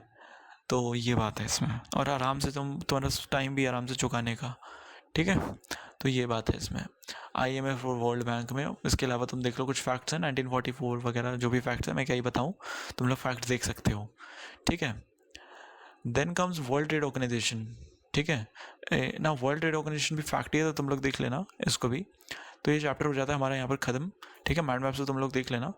नाउ आगे बढ़ने से पहले मैं तुमको एक बार बता देना चाहता हूँ कि अगर तुम लोग क्लास 12 के बाद, एग्ज़ाम्स के बाद, बोर्ड एग्ज़ाम्स के बाद अगर तुम लोग चाहते हो कि तुमको एक अच्छी यूनिवर्सिटी में एडमिशन मिले, preparing for CUT UG is very important. ठीक है, अगर तुमको DU में एडमिशन लेना है देन तुमको अपने सब्जेक्ट्स में मास्टर करना पड़ेगा। सो यहाँ पर मैंने गलती से इकोनॉमिक्स लिखा हुआ है, यहाँ पर तुम इसको पॉल साइंस समझ लेना। ठीक है, this is also for economics and also for pol science. ठीक है, तो पॉल साइंस और बाकी अदर सब्जेक्ट्स जिसमें आते हैं, इकोनॉमिक्स आता है ऑब्वियसली, हिस्ट्री आता है, तुम्हारा साइकोलॉजी आता है, ठीक है, एंड सोशियोलॉजी आता है, जियोग्राफी भी आता है, जोग्राफी। ठीक है ना, ये डिफरेंट सब्जेक्ट्स के लिए भी हमने CUT UG special preparation batch और स्पेशल CUT टेस्ट पेपर्स निकाले हैं, टेस्ट सीरीज बैच निकाले, 3 बैचेस निकाले हैं। अगर तुमको केवल टेस्ट पेपर सॉल्व करने हैं वो ले लो। अगर तुमको पूरे टेस्ट सीरीज बैच में इनरोल करना है जिसमें तुम केवल टेस्ट दे रहे होगे चैप्टर वाइज और रैंडम मिक्स टेस्ट, वो तुम ले सकते हो, वो सबसे बेस्ट है तुम्हारे लिए अगर तुमको एक अफोर्डेबल ऑप्शन चाहिए तो। अगर तुमको चैप्टर वाइज पढ़ना भी और प्रिपेयर करना है तो द बेस्ट थिंग इज़ कि तुम CUT UG का स्पेशल प्रिपरेशन बैच हमारा ले सकते हो। ठीक है, इसमें तुमको ये जितने भी फीचर्स हैं सारे मिल जाएंगे तुमको, एंड तुमको हैंड होल्डिंग प्रैक्टिस करवाई जाएगी एंड अश्योर्ड प्रैक्टिस करवाई जाएगी। ठीक है, बिकॉज इसमें हम लोग जो सब्जेक्ट एक्सपर्ट्स हैं उनकी एक टीम बैठेगी। मेरी पॉल साइंस है फॉर एग्जांपल, मैं पॉल साइंस की पूरी एक टीम बैठाता हूँ, कौन से बेस्ट क्वेश्चन सेलेक्ट करने हैं, कैसे पेपर को चेक करना है, स्टूडेंट बाय स्टूडेंट हम लोग चेक करते हैं पेपर को, एंड बहुत ही हाई लेवल एनालिसिस होता है पेपर का हमारा, जिसकी वजह से तुम्हारा टाइम बचेगा बहुत ज़्यादा पेपर में, एंड वही क्वेश्चंस, उसी लेवल के क्वेश्चंस तुम लोग प्रैक्टिस करोगे यहाँ पे जो कि एग्ज़ाम में आने वाले हैं एंट्रेंस में। So please check it out after your board exam, और just at this point of time तुमको क्या करना है, humanistars.com पे जाना है, कुछ नहीं करना है, होम पेज पे जाना, तुमको दिख जाएगा एक CUT UG new session class 12th, new session class 11th, CUT UG का दिख जाएगा, जाके सीधा रजिस्टर करो इसके लिए। अगर तुमको टेस्ट सीरीज या टेस्ट पेपर चाहिए तो उसके नीचे स्क्रॉल करना, तुमको दोनों के ऑप्शंस अलग अलग मिल जाएंगे, अलग अलग कलर्स में। ठीक है, अपना सब्जेक्ट उसमें फिल करना, फॉर्म आएगा तुम्हारे पास, फिल करना और सीधा बूम तुम्हारा हो गया रजिस्ट्रेशन। ठीक है, टेस्ट सीरीज बैच जो है इसमें तुम्हारे पास मैं कह रहा हूँ तुम पॉल साइंस में डेमो ले सकते हो, तुम 2 टेस्ट ऐसी दो फ्री में। ठीक है, टेस्ट की क्वालिटी मैं तुमको लिख के दे रहा हूँ, बहुत अच्छी रहेगी। ठीक है, अगर नहीं रहेगी मैं मनी बैक गारंटी दे रहा हूँ तुमको। ठीक है, जो फीस होगा तुम्हारा वो वापस हो जाएगा, उसके बाद ही इवन फीस पे करना तुम टेस्ट देने के बाद ही। स्पेशल प्रिपरेशन बैच में भी सेम चीज़ है। ठीक है, हम डेमो क्लास तुमको देंगे। ठीक है, एक पूरा डेमो क्लास देंगे या 2 डेमो क्लास तुमको चाहिए तो ले सकते हो तुम अपने डिमांड के हिसाब से। एंड इसमें अगर तुमको कुछ समझ में नहीं आया तो तुम वापस जा सकते हो, बट ऐसा कुछ होने वाला नहीं है। ठीक है, इस डेमो क्लास के बाद लास्ट ईयर भी हमने किया था, उसमें आउट ऑफ 27-28 जो स्टूडेंट्स थे वो रिटेन हो गए थे, and they found it very useful, and काफ़ी हाई क्वालिटी लेक्चर्स होते हैं उसमें, एंड बहुत अच्छे मार्क्स हैं उनके, और अभी वो DU में बहुत ज़्यादा स्टूडेंट्स हैं हमारे। So that is the thing. Now let's move to the next chapter, that is what, security बहुत ही प्यारा सा चैप्टर है यार, कुछ भी नहीं है इसमें बहुत ही लिमिटेड और वैसे क्वेश्चंस आते हैं ना। व्हाट इज़ सिक्योरिटी क्या है, एक ऐसा सिचुएशन है, एक ऐसा स्टेट है जिसमें कोई भी इंडिविजुअल या नेशनल लेवल पे स्टेट फ्री है फ्रॉम द थ्रेट्स। कौन से थ्रेट्स, एक्सटर्नल इंटरनल दोनों। ठीक है, और 2 तरह के थ्रेट्स होते हैं, एक्सटर्नल इंटरनल को हटा दो तो ट्रेडिशनल और नॉन ट्रेडिशनल। ठीक है, तो हम इनको सीधा डील करते हैं। अब ट्रेडिशनल नोशंस क्या होते हैं, ट्रेडिशनल नोशंस होते हैं मिलिट्री थ्रेट्स। अब मिलिट्री थ्रेट्स या आर्म्ड हथियार जो जिसमें हथियारों का यूज़ होता है वो होता है ट्रेडिशनल थ्रेट्स। ठीक है, मिलिट्री थ्रेट्स। अब ये आ सकते हैं इंटरनली भी सिविल वॉर के रूप में, एंड एक्सटर्नली भी कोई दूसरा देश तुम पे हमला करे तो। इंडिया ने दोनों झेला हुआ है। ठीक है, बहुत सारी डेवलपिंग कंट्रीज़ ने दोनों को झेला हुआ है, सिविल वॉर हुई है बहुत सारी कंट्रीज़ में। ठीक है, तो बहुत एक्सटर्नल इंटरनल थ्रेट्स आते हैं इसमें। ठीक है, जो न्यूली इंडिपेंडेंट कंट्रीज हैं मैंने बताया, इन्होंने इंटरनल थ्रेट्स और वॉर्स भी नेबर्स के अंदर काफ़ी फेस किए हैं, तो ये सिक्योरिटी कंसर्न रहा है ट्रेडिशनल नोशंस में। ठीक है, तो ट्रेडिशनल नोशन में केवल मिलिट्री ही हम कंसिडर करते हैं। ठीक है, लेकिन इसमें 3 की स्ट्रैटेजी होती हैं। एक तो फर्स्ट कोई अटैक हो रहा है तो सरेंडर कर दो, दूसरा डिटरेंस बनाओ, अटैक होने ही मत दो। यानी कि तुम्हारा अगर दुश्मन है, अगर उसने न्यूक्लियर पावर बना लिया है, वो चाह रहा है कि तुम पे कल वो फोड़ दे न्यूक्लियर बम, तुम भी एक न्यूक्लियर बम बना लो, अटैक मत करो उस पर, बस बना के दिखाओ। इससे क्या होगा कि वो डर जाएगा। ठीक है, वो रुक जाएगा, कोई कॉन्फ्लिक्ट अवॉइड हो जाएगी। This is called deterrence. ठीक है, रिटेलिएट करो, सेम वही चीज़ करो, तुम भी न्यूक्लियर फॉर्म बनाओ to prevent future attack. Defence, कोई अटैक होता है या तो तुम सरेंडर करोगे या तो तुम डिफेंस करोगे उसको. तो that is the thing. Alliance building सबसे इंपॉर्टेंट डिटरेंस है इसमें. ठीक है, जैसे यूएसए है, यूएसए एक सुपर पावर है. ठीक है, लेकिन एससीओ है, शंघाई कॉपरेशन ऑर्गेनाइजेशन. सिमिलरली इसको हटा दो, तुम देख लो चाइना है. चाइना ताइवान पर अटैक करना चाहता है, लेकिन यूएसए, इंडिया, ऑस्ट्रेलिया और जापान ने मिलकर के क्या बनाया हुआ है, क्वाड बनाया हुआ है ना. और क्वाड एक मिलिट्री यूनियन में तब्दील होता जा रहा है धीरे धीरे. तो चाइना उसकी वजह से रुक जाता है बिकॉज क्वाड बहुत ज़्यादा सक्सेसफुल रहा है. ठीक है, सो अलायंस बहुत ज़्यादा हेल्पफुल होते हैं. नाउ ये कुछ फैक्ट्स हैं. 1980 में अलायंसेस चेंज होते रहते हैं अपने अपने नेशनल गोल्स के हिसाब से, नेशनल प्रायोरिटी के हिसाब से. पहले जैसे फॉर एग्जांपल यूएसए का फेवरेट अलाई होता था पाकिस्तान, अब फेवरेट दुश्मन है. फेवरेट जो दुश्मन इंडिया होता था वो फेवरेट अलाई है. ठीक है, पाकिस्तान का. तो दैट इज़ द थिंग. अब आते हैं हम यहाँ पर नॉन ट्रेडिशनल नोशंस ऑफ जो सिक्योरिटी है उस पर. ठीक है, जो नॉन ट्रेडिशनल नोशंस हैं उसमें हम मिलिट्री थ्रेट के अलावा सारे थ्रेट आ जाते हैं इसमें. इकोनॉमिक सिक्योरिटी आ जाती है, पॉवर्टी वगैरह आ जाती है. ठीक है, फाइनेंशियल सिस्टम स्टेबल है कि नहीं, महंगाई आ जाती है, सब कुछ आ जाती है. इन्वायरमेंटल सिक्योरिटी, क्लाइमेट चेंज वगैरह आ जाता है. साइबर सिक्योरिटी तुमको पता ही है. Food water security, health security, ये ऐसे सिक्योरिटी के इशूज़ हैं जिसमें मिलिट्री का कोई रोल नहीं है, इसमें कोई अटैक नहीं कर रहा है तुमको, लेकिन ये सिक्योरिटी की स्ट्रैटेजी है. इनको अगर तुमने डील नहीं किया तो बहुत बड़ी प्रॉब्लम होगी. ह्यूमन सिक्योरिटी भी इसमें आ जाता है. ठीक है, ह्यूमन सिक्योरिटी में freedom from want and freedom from fear, ये दो मेन नोशंस हैं. ठीक है, then comes cooperative security. Cooperative security क्या होता है, जिसमें कॉपरेशन चाहिए होता है इंटरनेशनल लेवल पे. नेशन, एनजीओ, इंटरनेशनल ऑर्गेनाइजेशन इसमें कॉपरेट करती हैं. ठीक है, इंडिया का क्या अप्रोच रहा है, डेमोक्रेटिक इकोनॉमिक डेवलपमेंट, ये सब देख लेना, ये इतना इंपॉर्टेंट है नहीं. ठीक है, सो ये है इसमें. ना इंडिया की सिक्योरिटी स्ट्रैटेजी एक ब्यूटीफुल सा वेन डायग्राम है. इसमें तुमको सिक्योरिटी स्ट्रैटेजी दिख जाएगी. ट्रेडिशनल है इंडिया का और नॉन ट्रेडिशनल दोनों है. ट्रेडिशनल में क्या है, हम एक स्ट्रॉन्ग आर्मी बिल्ड करना चाहते हैं. ठीक है, कोई भी अटैक को अवॉइड करने के लिए न्यूट्रल डिटरेंस हम क्रिएट कर रहे हैं धीरे धीरे.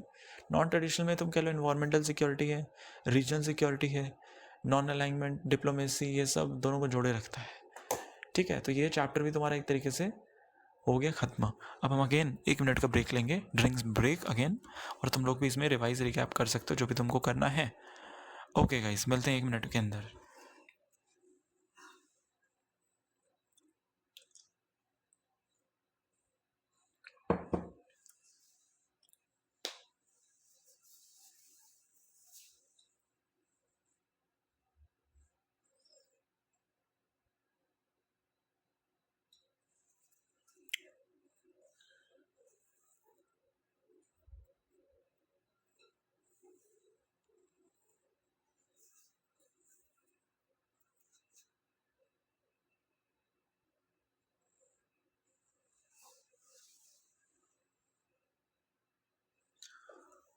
Okay guys, let's start this chapter globalisation. इसमें से कुछ खास आता नहीं है बट अगेन बहुत इंपॉर्टेंट चैप्टर है. ठीक है, सो what is globalization? Globalization can be defined as interaction, integration, interconnectedness between what different people, business and governments, countries. ठीक है, तो सिंपल डेफिनेशन है, कंट्रीज के बीच में integration of markets is called globalisation. ठीक है, अब इसमें कैपिटलिज्म का एक्सपेंशन हुआ है. वर्ल्ड वॉर के बाद ग्लोबलाइजेशन बढ़ने लग गया, लेकिन यूएसएसआर एक चैलेंजर था. कोल्ड वॉर जैसे खत्म हुआ, ग्लोबलाइजेशन बहुत तेज़ी से बढ़ा है. ठीक है, एंड इसमें कॉम्प्लेक्स इंटरेक्शन होती है between domestic and global economics के बीच में. तुम जो बैठ के कभी भी कहीं से भी कुछ भी मंगा ले रहे हो बाहर की चीज़, ठीक है, शिपिंग करा ले रहे हो, that is possible solidly because of globalisation.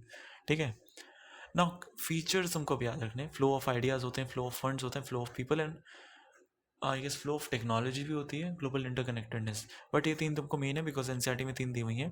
Flow of ideas, ठीक है, knowledge concept through digital means, ये फ्लो होते हैं. एक्सचेंज होते हैं, फ्लो का मतलब exchange of funds, financial transaction होते हैं अक्रॉस बॉर्डर्स, अक्रॉस प्लानट हम फाइनेंशियल ट्रांजेक्शन करते हैं. एंड लोगों का माइग्रेशन होता रहता है जॉब्स की तलाश में इधर उधर. ठीक है, जॉब्स किसी की सेटल हो गई तो कहीं वो बाहर जा रहा है. This is called globalisation basically. ठीक है, यूएसए में देखो ना, इंडियन कितने लोग इंडियन ऑरिजिन के, कैसे गए, ग्लोबलाइजेशन की वजह से गए. तो दैट इज द थिंग. ठीक है, तो ये हो गए डेफिनेशन, फीचर्स हो गए. Causes, technological advancement. टेक्नोलॉजी बहुत बड़ी कॉज है. पहले टेक्नोलॉजी अच्छी नहीं थी, अब टेक्नोलॉजी अच्छी है तो बहुत तेज़ी से ग्रो रहा है globalisation. Printing and digital media and seamless movement of ideas, capital goods. So ये तुम लोग देख लेना, इतना इंपॉर्टेंट है नहीं. ठीक है, now comes okay guys, just wait a second.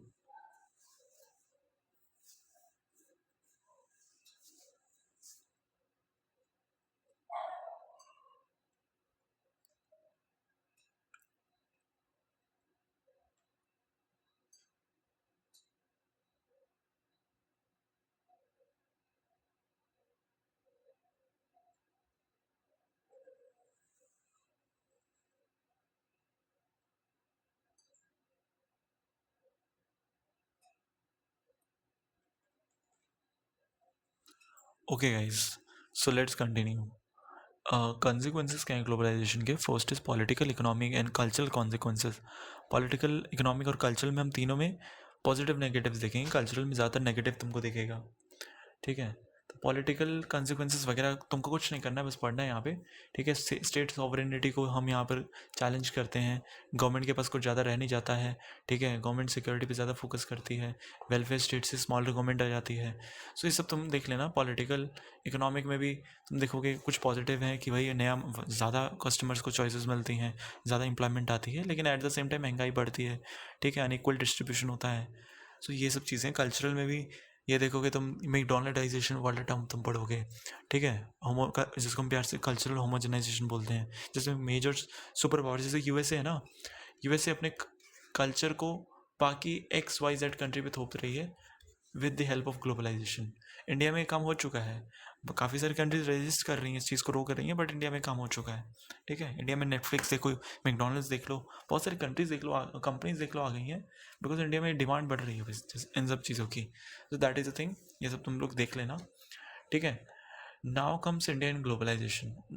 ठीक है. रेजिस्टेंस टू ग्लोबलाइजेशन वाला टॉपिक इतना इंपॉर्टेंट नहीं है. आई डोंट थिंक एग्जाम में कुछ आएगा, बट अगेन तुमको पढ़ लेना चाहिए. ठीक है. मेरे को नहीं लगता एग्जाम में आने वाला है, बट तुमको पढ़ लेना चाहिए.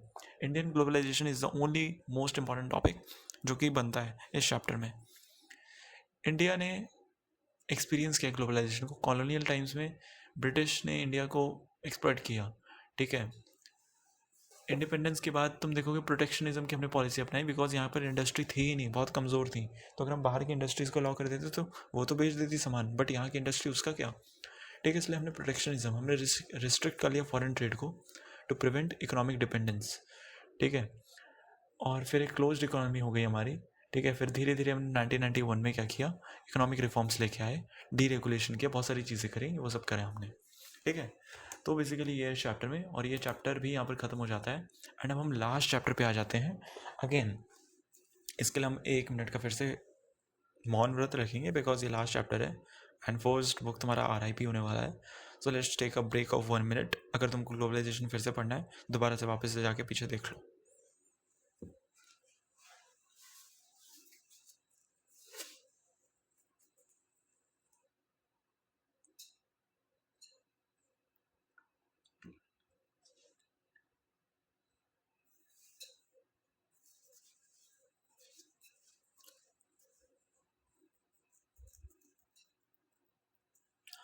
ओके गाइस, सो ऑलमोस्ट 1.5 घंटे होने वाले हैं इस पूरे वन शॉट को. बट अगेन बाकी कंपैरिजन में मैंने केवल फर्स्ट तुमको सारे इंपॉर्टेंट क्वेश्चंस तो अभी मैंने डील नहीं किया, उसके लिए अलग से एक वीडियो दूंगा.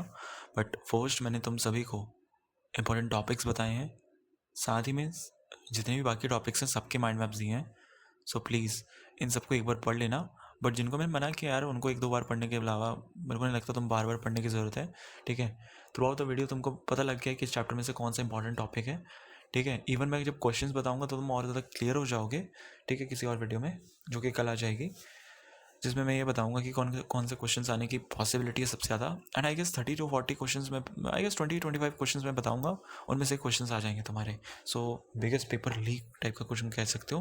हालांकि वो पेपर लीक टिपिकली नहीं है, बट आजकल यूज़ हो रहा है टर्म, तो मैं भी उसको यूज़ करने से हिचकिचाऊंगा नहीं. But again let's get started. ठीक है. रिसोर्स जियो पॉलिटिक्स से मुझे लगता कोई क्वेश्चन आएगा, इसको मत पढ़ना, वेस्ट ऑफ टाइम है, बहुत ज़्यादा फैक्ट्स हैं, उतना याद करने की ज़रूरत नहीं है. सो करंट इन्वायरमेंटल इश्यूज़ हैं कुछ. ठीक है. इस चैप्टर को समझने के सबसे पहला टॉपिक है ये. Why is it not working यार, वेट.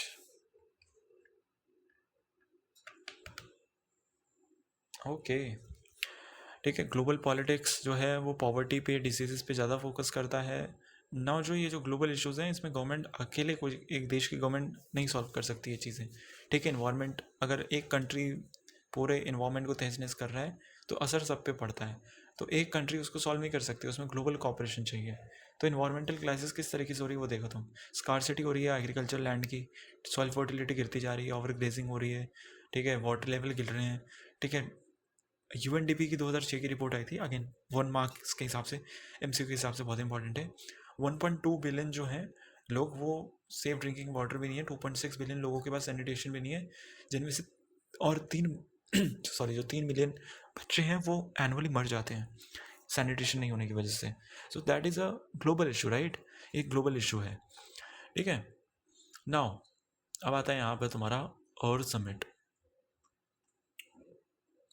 1960s में क्या होता है, अर्थ समिट तो नहीं होता है, एनवायरनमेंट जो होता है एक सेंट्रल आइडिया बन जाता है, बिकॉज इस टाइम पे बहुत ज़्यादा पॉल्यूशन हो रहा था, इन्वायरमेंटल डिग्रेडेशन हो रहा था, तो धीरे धीरे इन्वायरमेंट जो है एक मुद्दा बनने लग जाता है इंटरनेशनल पॉलिटिक्स में। 72 में क्या होता है, लिमिट्स टू ग्रोथ के नाम से क्लब ऑफ रोम क्या करती है, एक पब्लिकेशन निकालती है, एक मैगजीन निकालती है, जिसमें ये वार्न करती है कि भाई रिसोर्सेज डिप्लीट हो जाएंगे अगर तुमने पॉपुलेशन ग्रोथ को अनचेक रखा तो, ठीक है।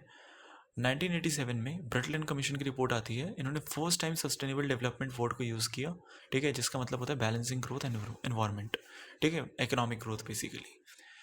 अल्टीमेटली 1992 में रियो समिट होता है, जिसमें 170 नेशन एनजीओ वगैरह पार्टिसिपेट करते हैं, नॉर्थ और साउथ डिवाइड को हाईलाइट करता है। ना नॉर्थ और साउथ डिवाइड क्या है, नॉर्थ का मतलब है डेवलप्ड कंट्रीज, जैसे यूएसए हो गया, ठीक है, और बाकी यूरोपियन कंट्रीज हो गए, तो साउथ का मतलब हो गया डेवलपिंग कंट्रीज।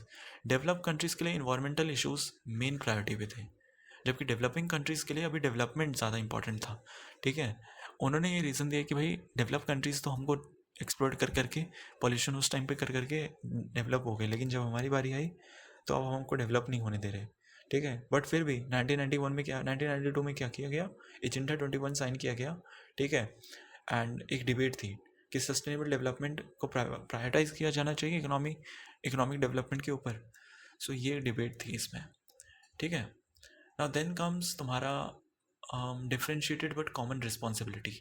इससे क्वेश्चन आ सकता है, नॉर्थ जो था वो ग्लोबल इन्वायरमेंटल प्रोटेक्शन पे पुश कर रहा था, साउथ जो था वो इंडस्ट्रियल नेशन थे इसमें, एंड लाइक डेवलप हो रहे थे, ठीक है। तो इनमें अभी वो रोक लगाना ज़रूरी पॉसिबल ही नहीं था, तो ये लोग बोल रहे थे कि जो डेवलप नेशन है उनको थोड़ा बहुत हमको पैसे देने चाहिए, ठीक है।